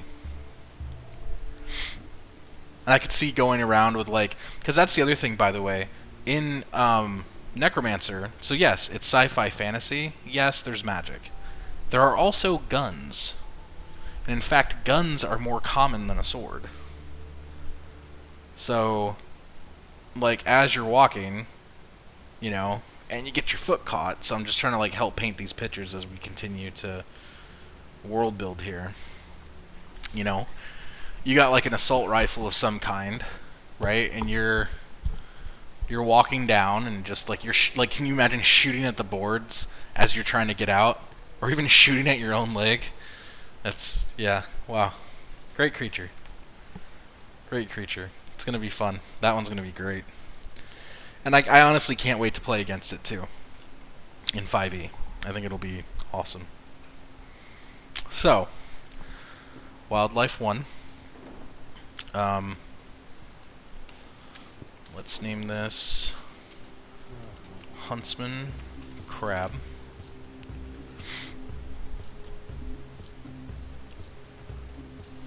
And I'll bring it down later into the actual,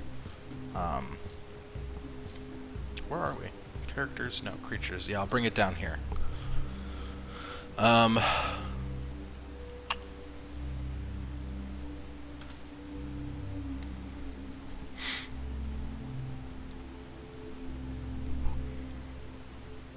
Actually, you know what? I'll just do that now, because I don't want to forget this.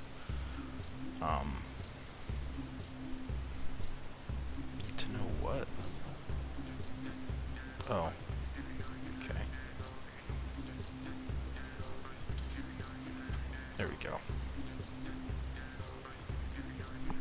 Alright, so that's there too.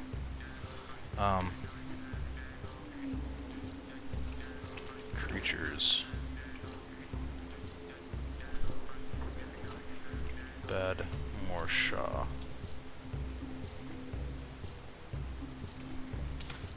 Is the Huntsman Crab. There we go. That way it'll make sense in both different types of context.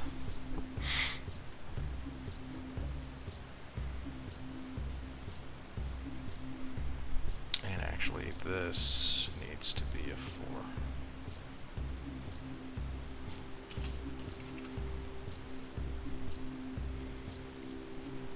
Okay. What other creature you got? You want to throw my way? Instead of the bad Morshaw. So, let me look at this here. Shaw, okay. So bad Morshaw. So Shaw is actually the town. So I'm playing through this in my head, right? Like, going through the story. The town of Shaw, right?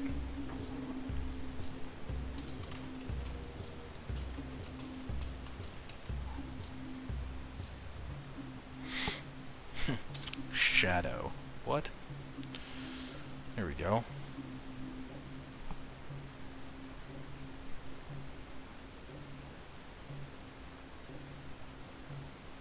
Wow, why did that happen? That's weird. Let's do this. The town of Shaw, heading 3. Here we go. Okay, that's not perfect right now, but it'll suffice to where we need to go.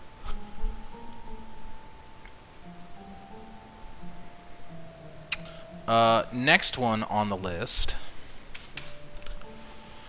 is the Bonefly. This already sounds bad, and I haven't read the rest of it. And I'm kind of scared. Because who knows what is going to happen here. Bonefly. Bonefly lore.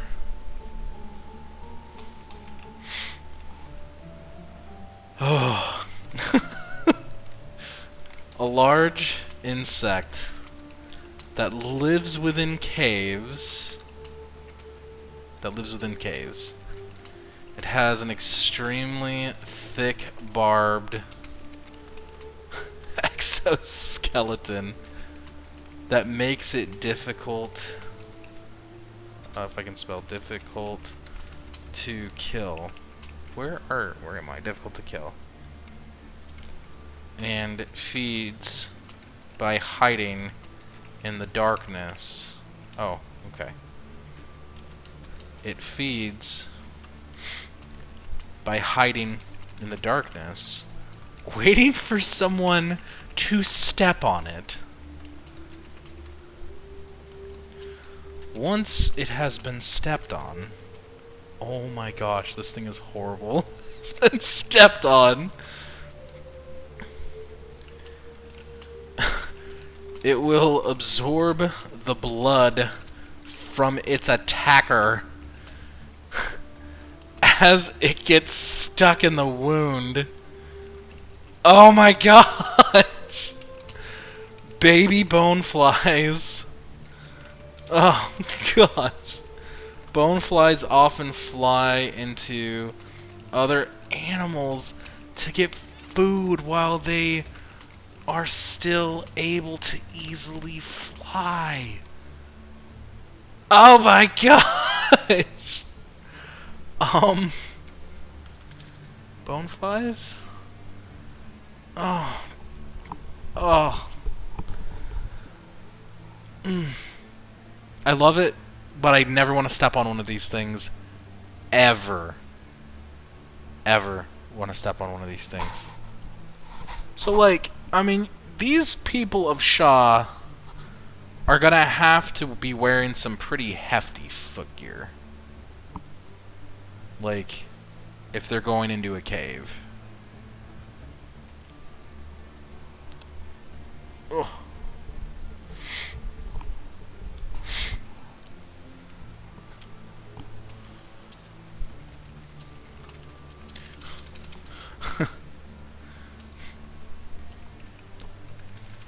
Due to the Discovery of the bonefly.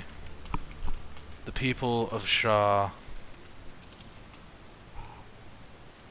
wear heavy footgear.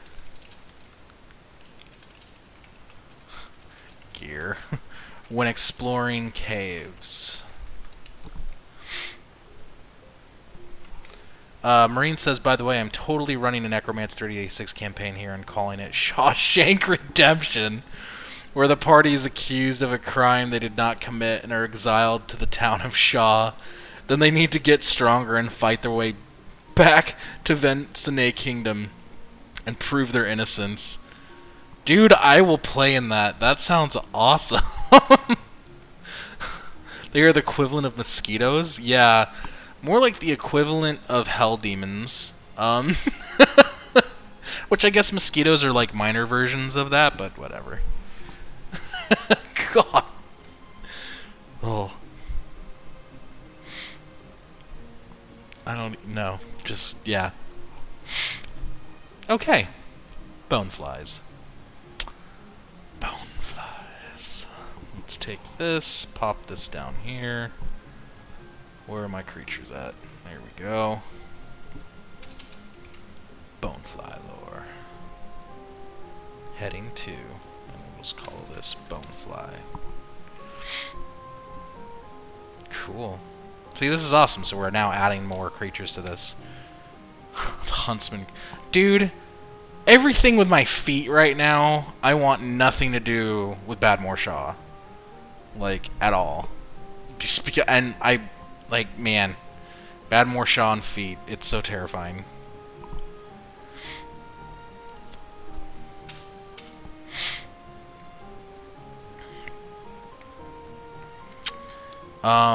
You should put in the detail that they only use footgear if they can afford it. Oh, yeah.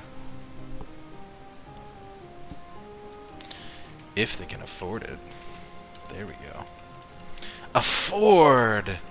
I did it again. Afford it. Alright.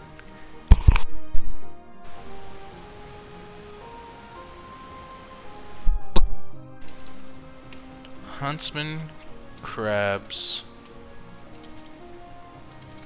The diet of a huntsman crab consists of baby boneflies. It gets worse. What? Why? Why does this get worse? Check your feet, Stenton! Why? The boneflies! What? Oh, the huntsman crabs! Where the heck did they send me? To hell. At least that's what the locals call it.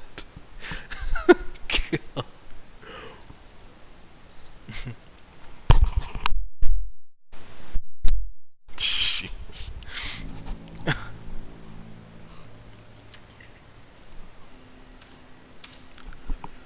And now with like the whole French thing, I'm just hearing Sacre bleu. Fear has stricken. Stricken. Fear stricken.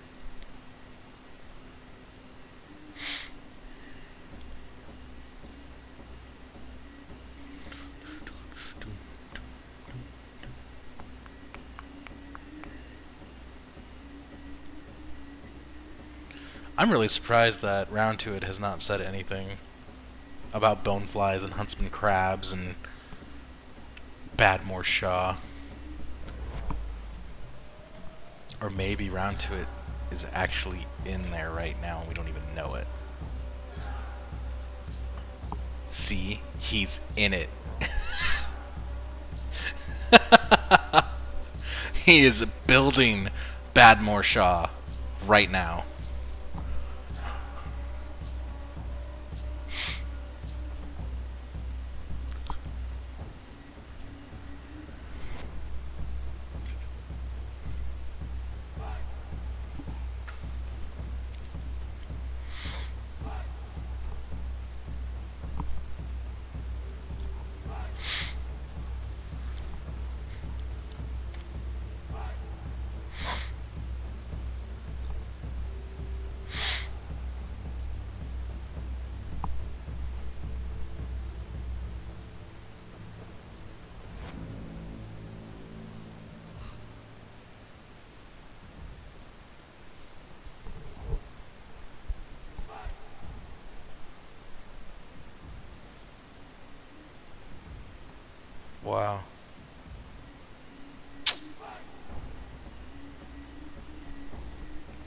Sorry about that.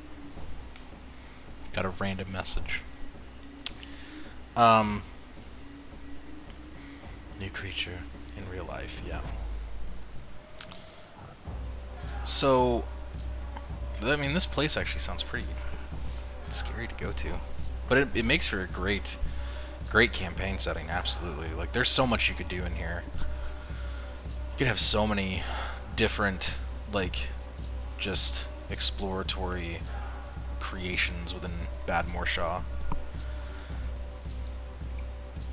The Silt Surfer? Okay.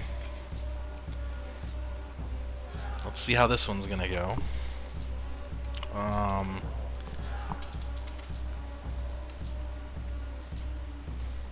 Silt Surfer. Oh God. It's a very thin parasitic insect that clings to rocks in caves, and when the rocks are disturbed, the Silt Surfer, oh no, the Silt Surfer fills the air. Disturb they surfer fill the air.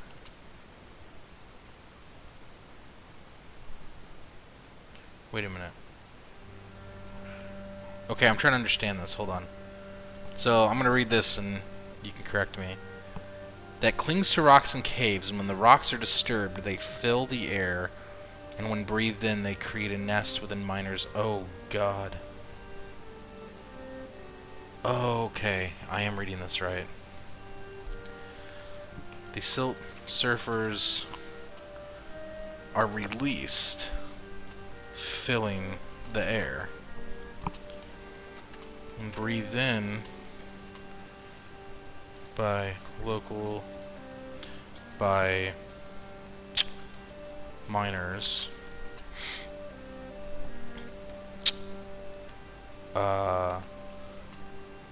They will create a nest within their lungs, giving them a known colloquial as black lung. The miners could cough up the dark. Oh, the miners will have a terrible cough.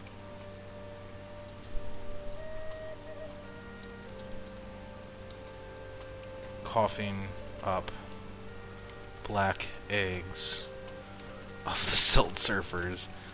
Dude, that is terrible. Oh my gosh! So, like... Oh, when we say parasitic and thin, like, how big? Because you're saying they can fill the air. So, like, how do you... I guess you'd need some kind of mask. Would you, like, cover your mouth? Do they only go through your nose and mouth? The eggs are so small that it looks more like... that it looks similar to black mucus. Ew. Yeah, I know. Oh God. Oh, jeez. So that is horrible. Like, I never want to go to Badmorshaw ever. Like, I'm okay in the kingdom. I'm okay in, like Denchland. Man, we need to read Denchland because that's such a happy place. I'm just gonna go there. Like a few millimeter. Okay, like a thin hair. Okay.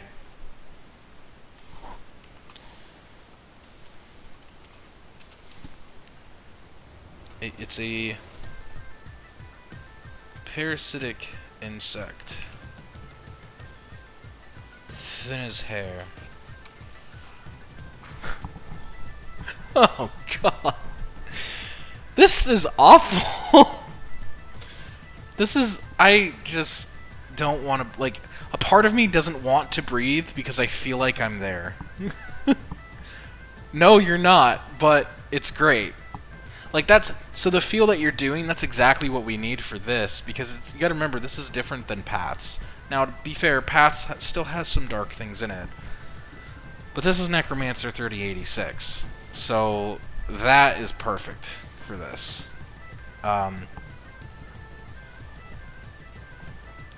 Because now I'm wondering how a Silt Surfer would affect something like a Gildroxy. Because they don't have lungs.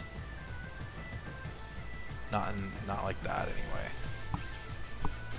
I guess they would be like... Because they're still sentient, a Gildroxy is. And while they need a host... I don't know. It's interesting. Yeah, you probably would make a wonderful horror game someday.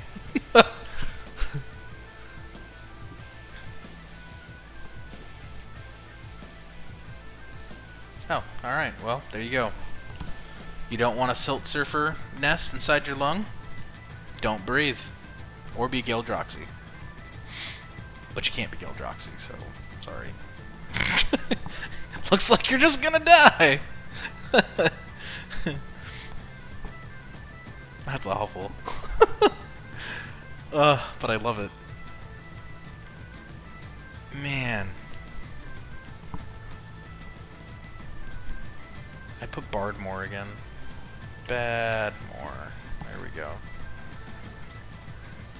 Oh, jeez, dude. So, okay, so we transitioned from feet. Okay, we transitioned from feet to... Okay, now this brings up another great question, though. Are they giving these miners, like, some breathing tech? Because I imagine if they're going to go in and mine, to actually be of value and use, they would need to have some kind of breathing tech.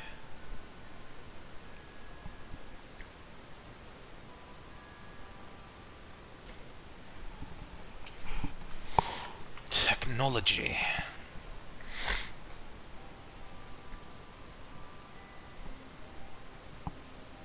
This will be heading 3.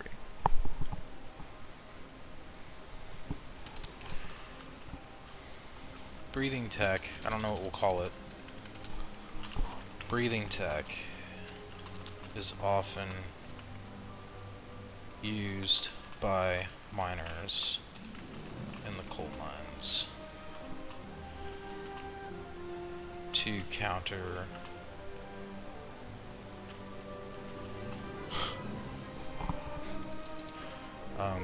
known airborne illnesses and parasitic silt surfers.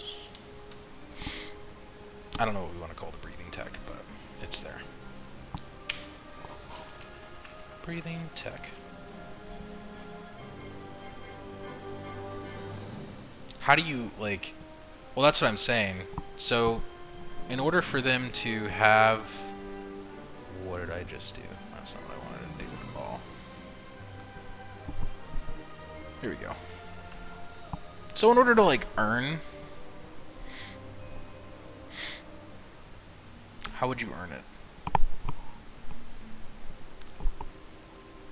Oh, okay. Wait, you know what? Let's... I actually need to write this down, though, just so we got a note about earning. Your first breathing tech... Oh, I need to put this in quotes.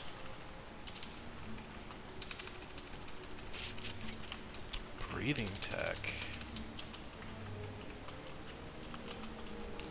Equipment has to be earned. Good luck.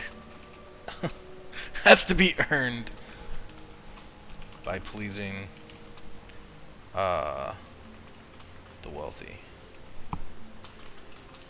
Good luck. Or by buying it.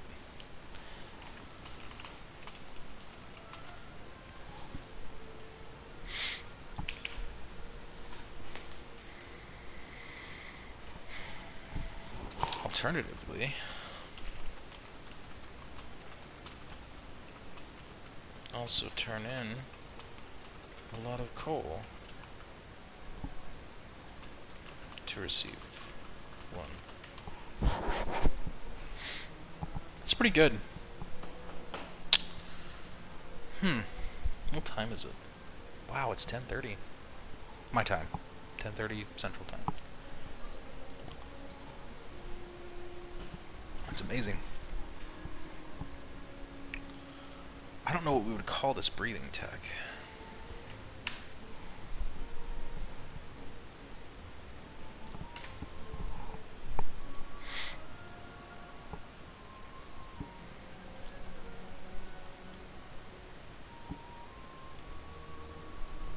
Wow.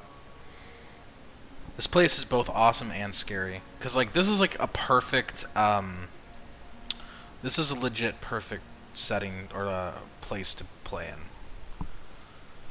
Because you got a lot of lore for, like, creature things that are going to kill you. You have just the lore of the city itself, or the town. And then you have this breathing tech now. The eggs are so small. They look similar to black mucus. There we go. Ugh. Oh my god.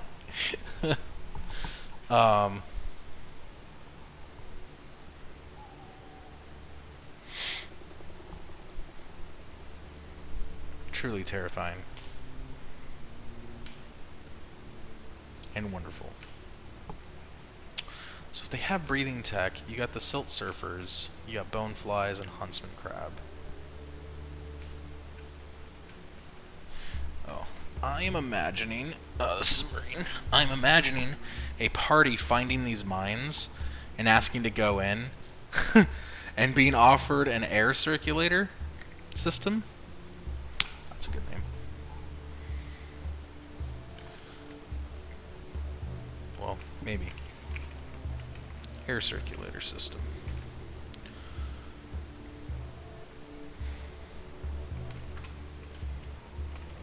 Call it like something, something, something. Your first air circulator system.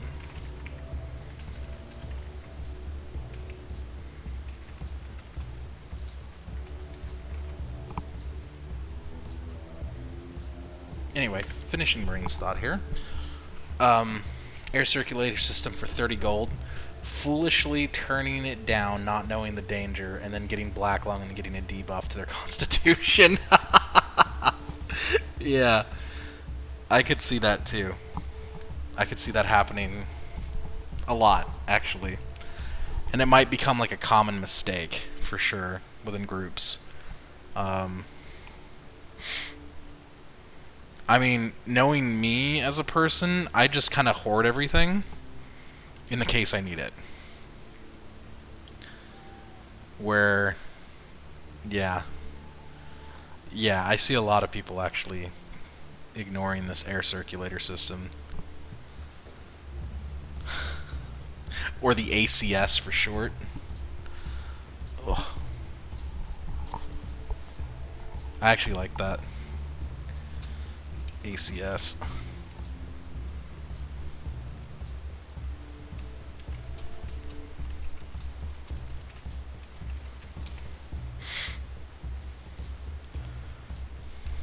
Your first ACS.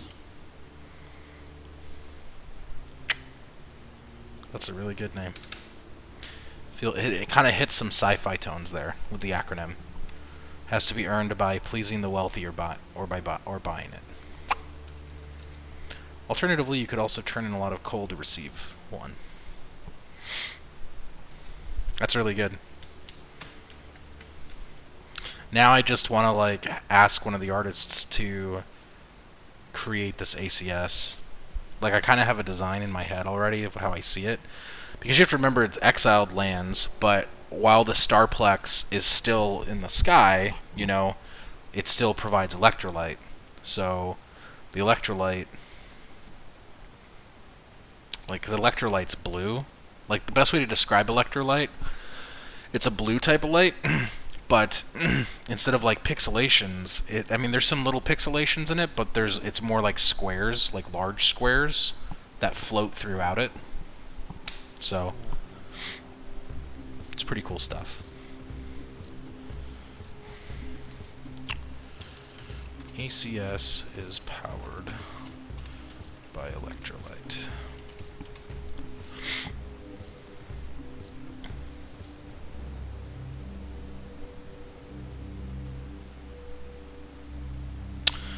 Marine says, so I am thinking there are varying degrees of breathing tech. An air circulator system is like a pseudo-brand thing. Like an ACS-3 would be the 3rd edition of the ACS, which would be better than the ACS-2 and 1. Yeah. So there are currently 3 existing air circulator systems, with the latest being the 3rd edition, ACS-3. That's good.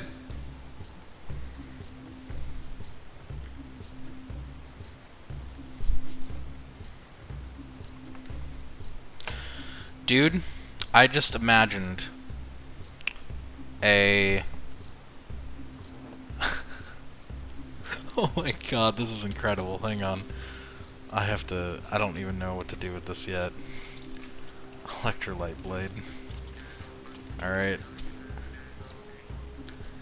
And then...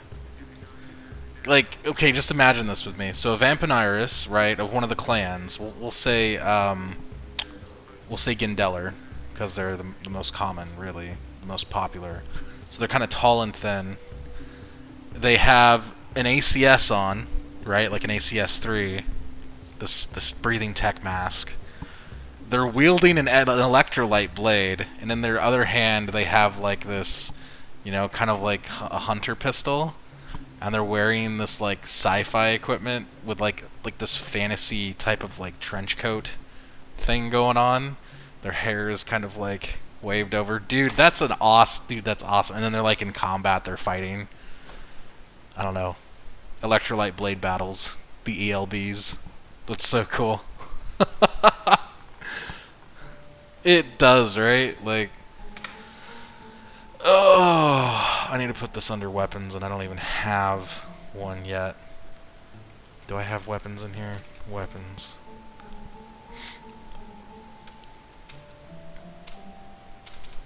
Nope. That's gonna be a thing now.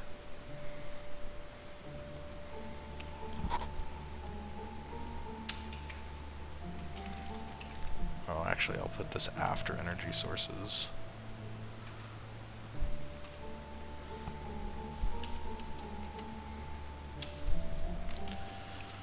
Electrolyte blade.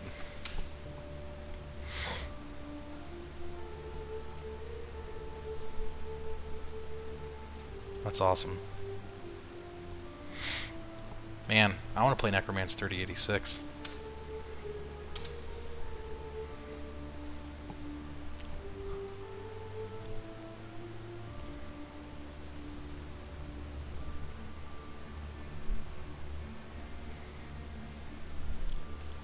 So this, oh, I need to pull this out here. We'll do technology lore.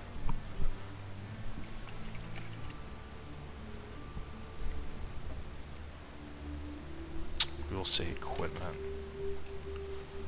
and not just weapons. Equipment. Heading 2, okay. Technology.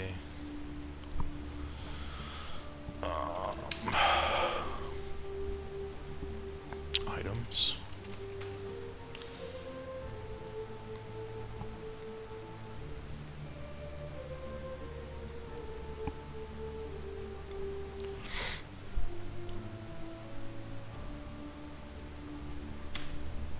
Weapons.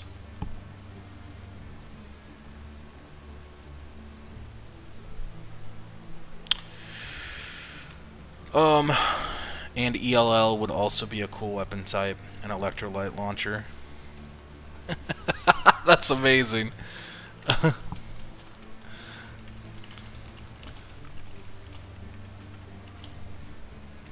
That's really cool, man. I'm ready. I'm ready for this game. I am ready. I want to play now. I want to play right now. I'm serious. I really do. Um, uh, an electrolyte launcher or bit crusher. That's amazing. Uh, bit crusher.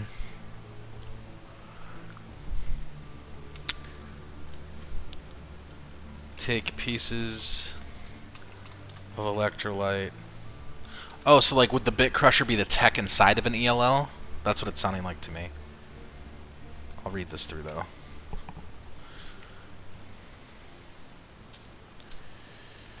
A bit crusher would take pieces of electrolyte and smash them into small bits using the and use the small bits of it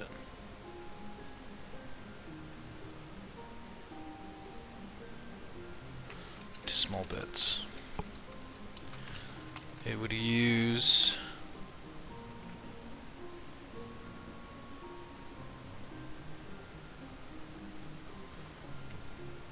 the bits too small to be used as ammunition. It would use the bits that are too small to be used as ammunition instead, as fuel to launch them. It would use the bits that are too small to be used as ammunition to instead be used as fuel to launch the larger electrolyte chunks. I don't know what to call that. Electrolyte pieces. There we go. So this actually sounds like a mechanism within the ELL that you can actually use, which is kind of amazing. Like a bit crusher. So, because other things could have bit crushers too, right?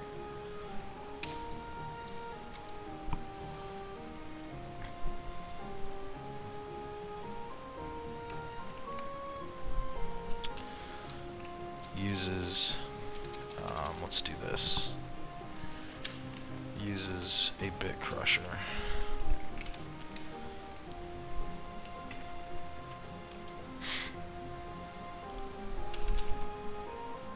Bit crusher. So this, actually, here.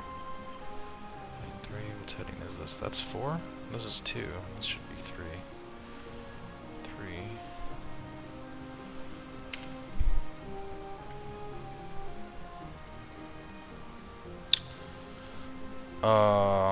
The agitated electrolyte burns extremely hot. Where are we? The agitated electrolyte burns extremely hot and would be reminiscent of a plasma pistol. Okay. And would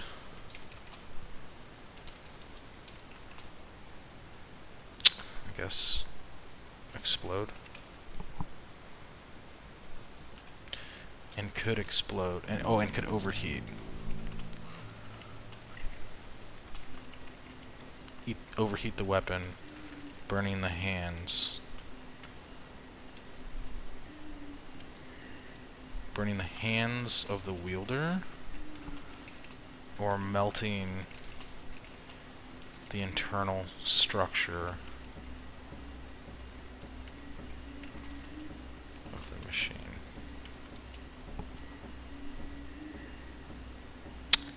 That's amazing.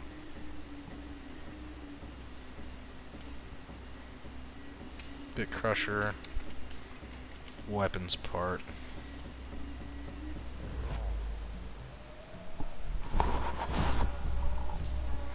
Well, just like a technology part. I don't know what to call this yet. That's so cool. I'm ready to play. Let's play. No. I wish right now. I wish we could play. Because just stuff like that is just amazing. Yeah. So it'd be really strong, but if you use too much too often, it could overheat and damage you. Yeah.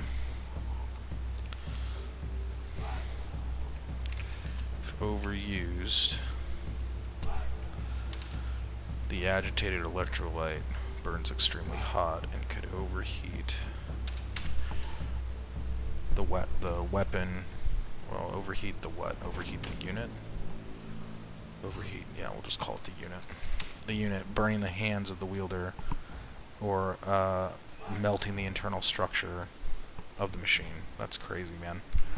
Crazy and amazing at the same time.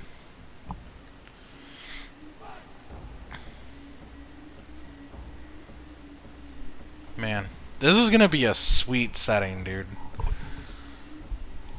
Oh.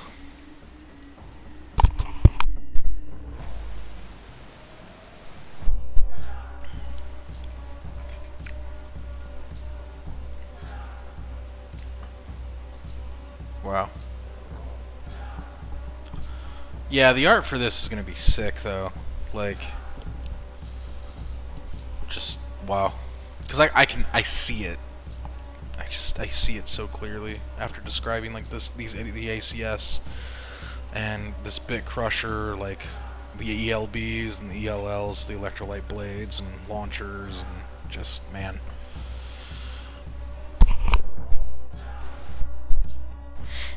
And we created those from starting all the way back here in a location from Badmore Shaw.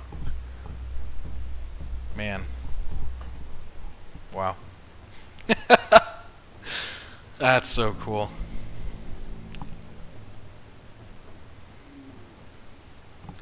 Marine says, I also like the idea that the magic using electrolyte is save, but using the tech isn't.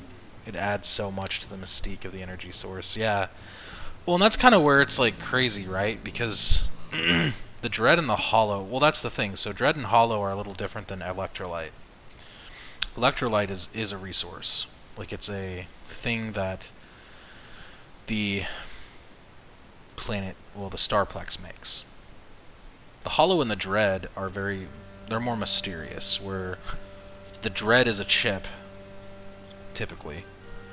It doesn't always have to be, but it typically is, as well as the Hollow. They're chips. And when those chips are installed into you, that's where the magic kind of comes from, which is where it's very different. Now,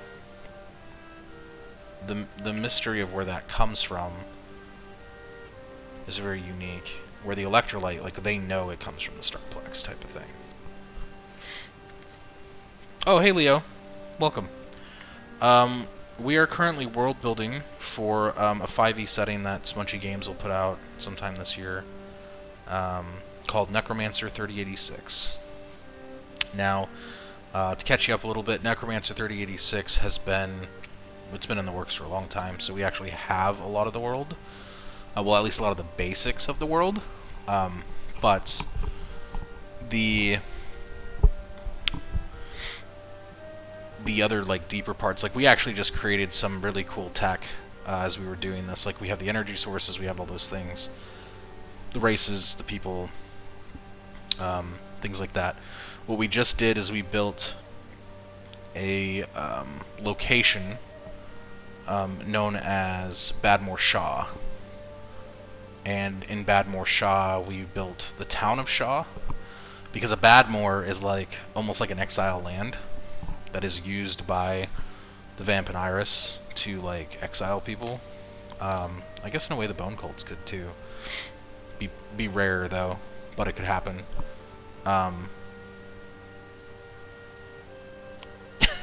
50 words or less. Thanks. Yeah. So we built it. We built these things. So I guess I should come back to this. The world essentially is this in bullet points. Humans left Earth. They're still in the Milky Way galaxy. Went through space. Landed on a planet called Yansurtia. The locals are called Vampiniris, short, or Vampiniris. For slaying the humans, call them vampires. Humans are actually bone cultists now. They landed on Yansurtia. Vampiniris are the natives of Yansurtia. And it's a sci-fi fantasy thing. So, yeah.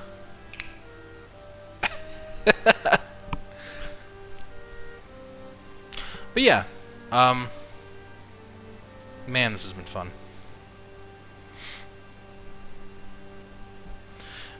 Yeah, and actually, this was a special world building one tonight because I haven't touched this in a little bit, but I haven't done a world building thing in a while either.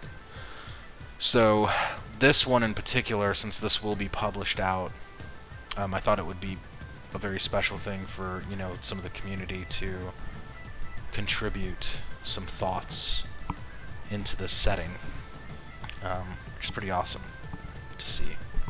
It's cool to see that come to life. So, excited to see more of the bad Moors. Just the Moors in general. They have to be called bad Moor, but Moors. And what that comes up with here. Anyway, all I know is that my feet and my lungs are in danger if I go to Badmore Shaw. Between the huntsman crab and the bonefly and the silt surfer, no, thank you. Because I am definitely bringing one of those ACS, those air circulatory systems with me. Like, nope, needs to happen. Not breathing in some parasite where I cough up what looks like black lung blood and it's really just silt eggs. Ugh. God. That brings a whole new meaning to caviar. Caviar. Not sure if you're a fan of caviar, but if you are, who knows? You could be coughing this up. Maybe more mucusy, but alright. Jeez. Alright, let's move on. Anywhoozin'.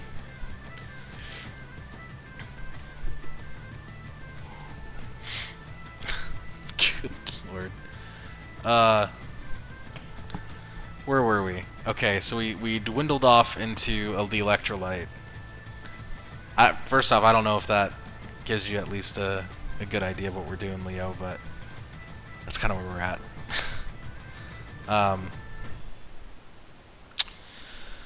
So we built some tech, which is very helpful to this. What other creatures do we got here?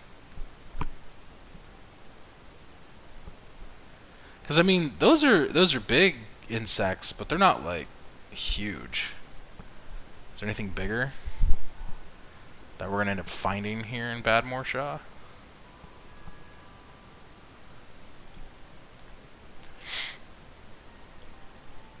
I mean, what do these people eat? Like, I mean, dude, I am definitely not eating a bonefly, and I'm definitely not eating a huntsman crab. You can forget that. I am not eating that. I'm definitely not eating a silt thing. That silt surfer. I am not eating that at all. You can forget it. Not gonna happen.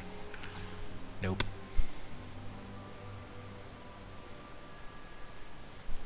Ugh, I got like some creepy crawly feels now, just from these things. The Rock Ripper.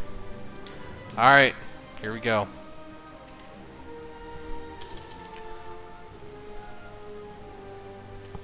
Rock Ripper lore.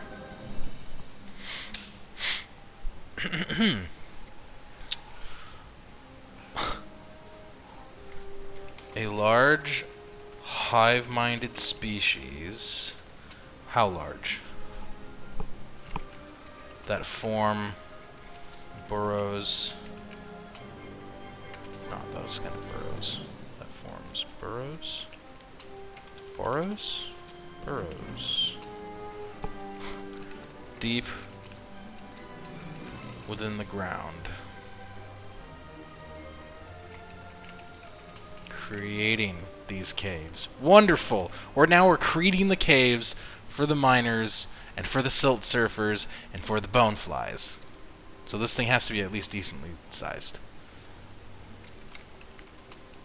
They have extremely dense bone-like bit at the end of their mouths. These bone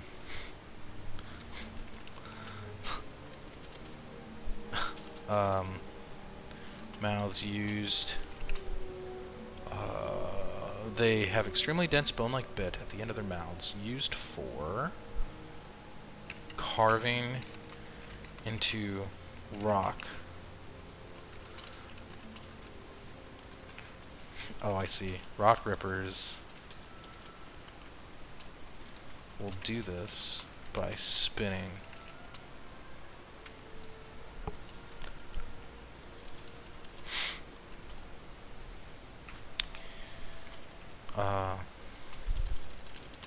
rocks are devoured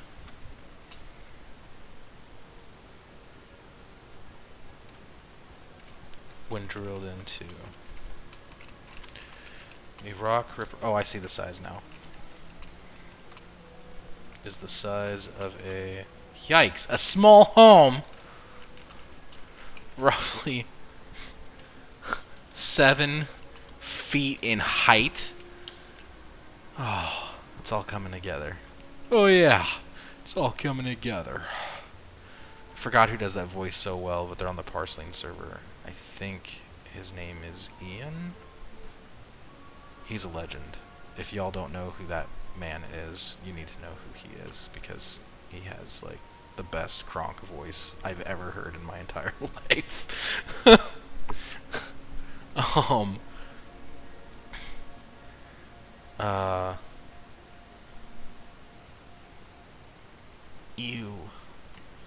You rock rippers are often killed and then eaten by the citizens of Shaw because of their large and fleshy backsides. Of their large and fleshy grub-like backsides.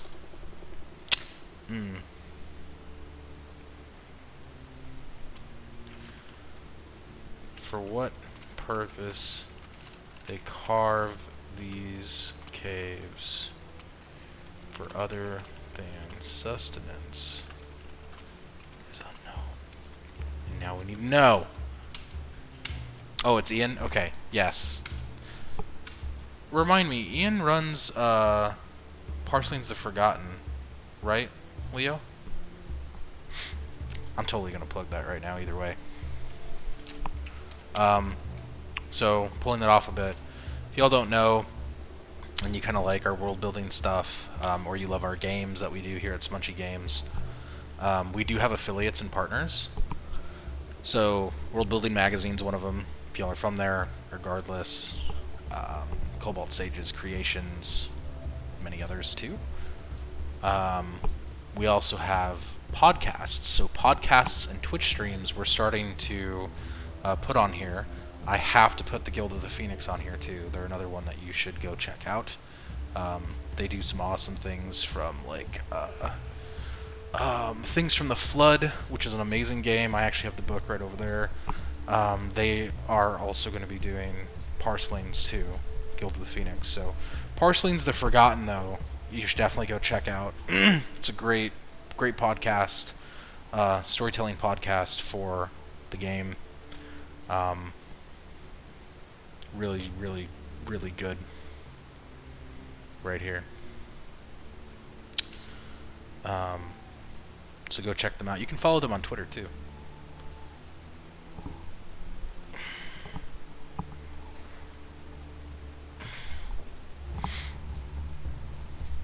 But, I guess where I was going with that, sorry, is I got distracted by something.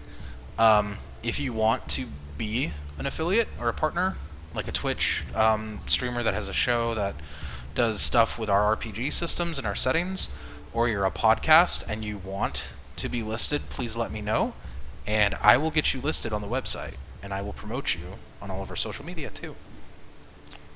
Sounds like a good deal, right? Yes. And if you know someone that has a show, or wants to make a show based on our games, parcelings, or our settings too, like Necromancer 3086, this one we're doing now, or anything like that, you can also let us know too, and we'll get that going. It is really well written. I definitely very impressed by it in the small town of Stonesend, Maine.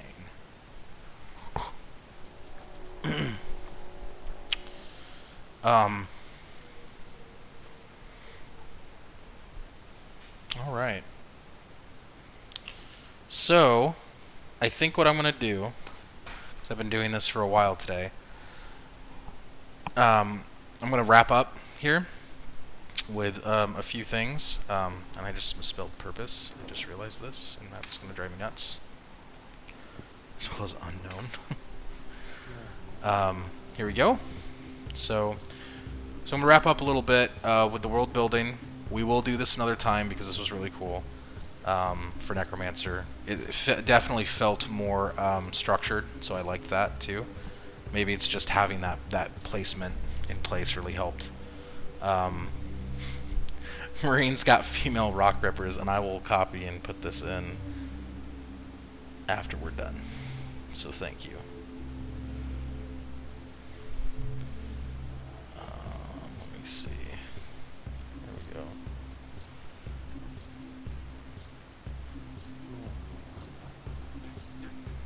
To help produce eggs. Cool.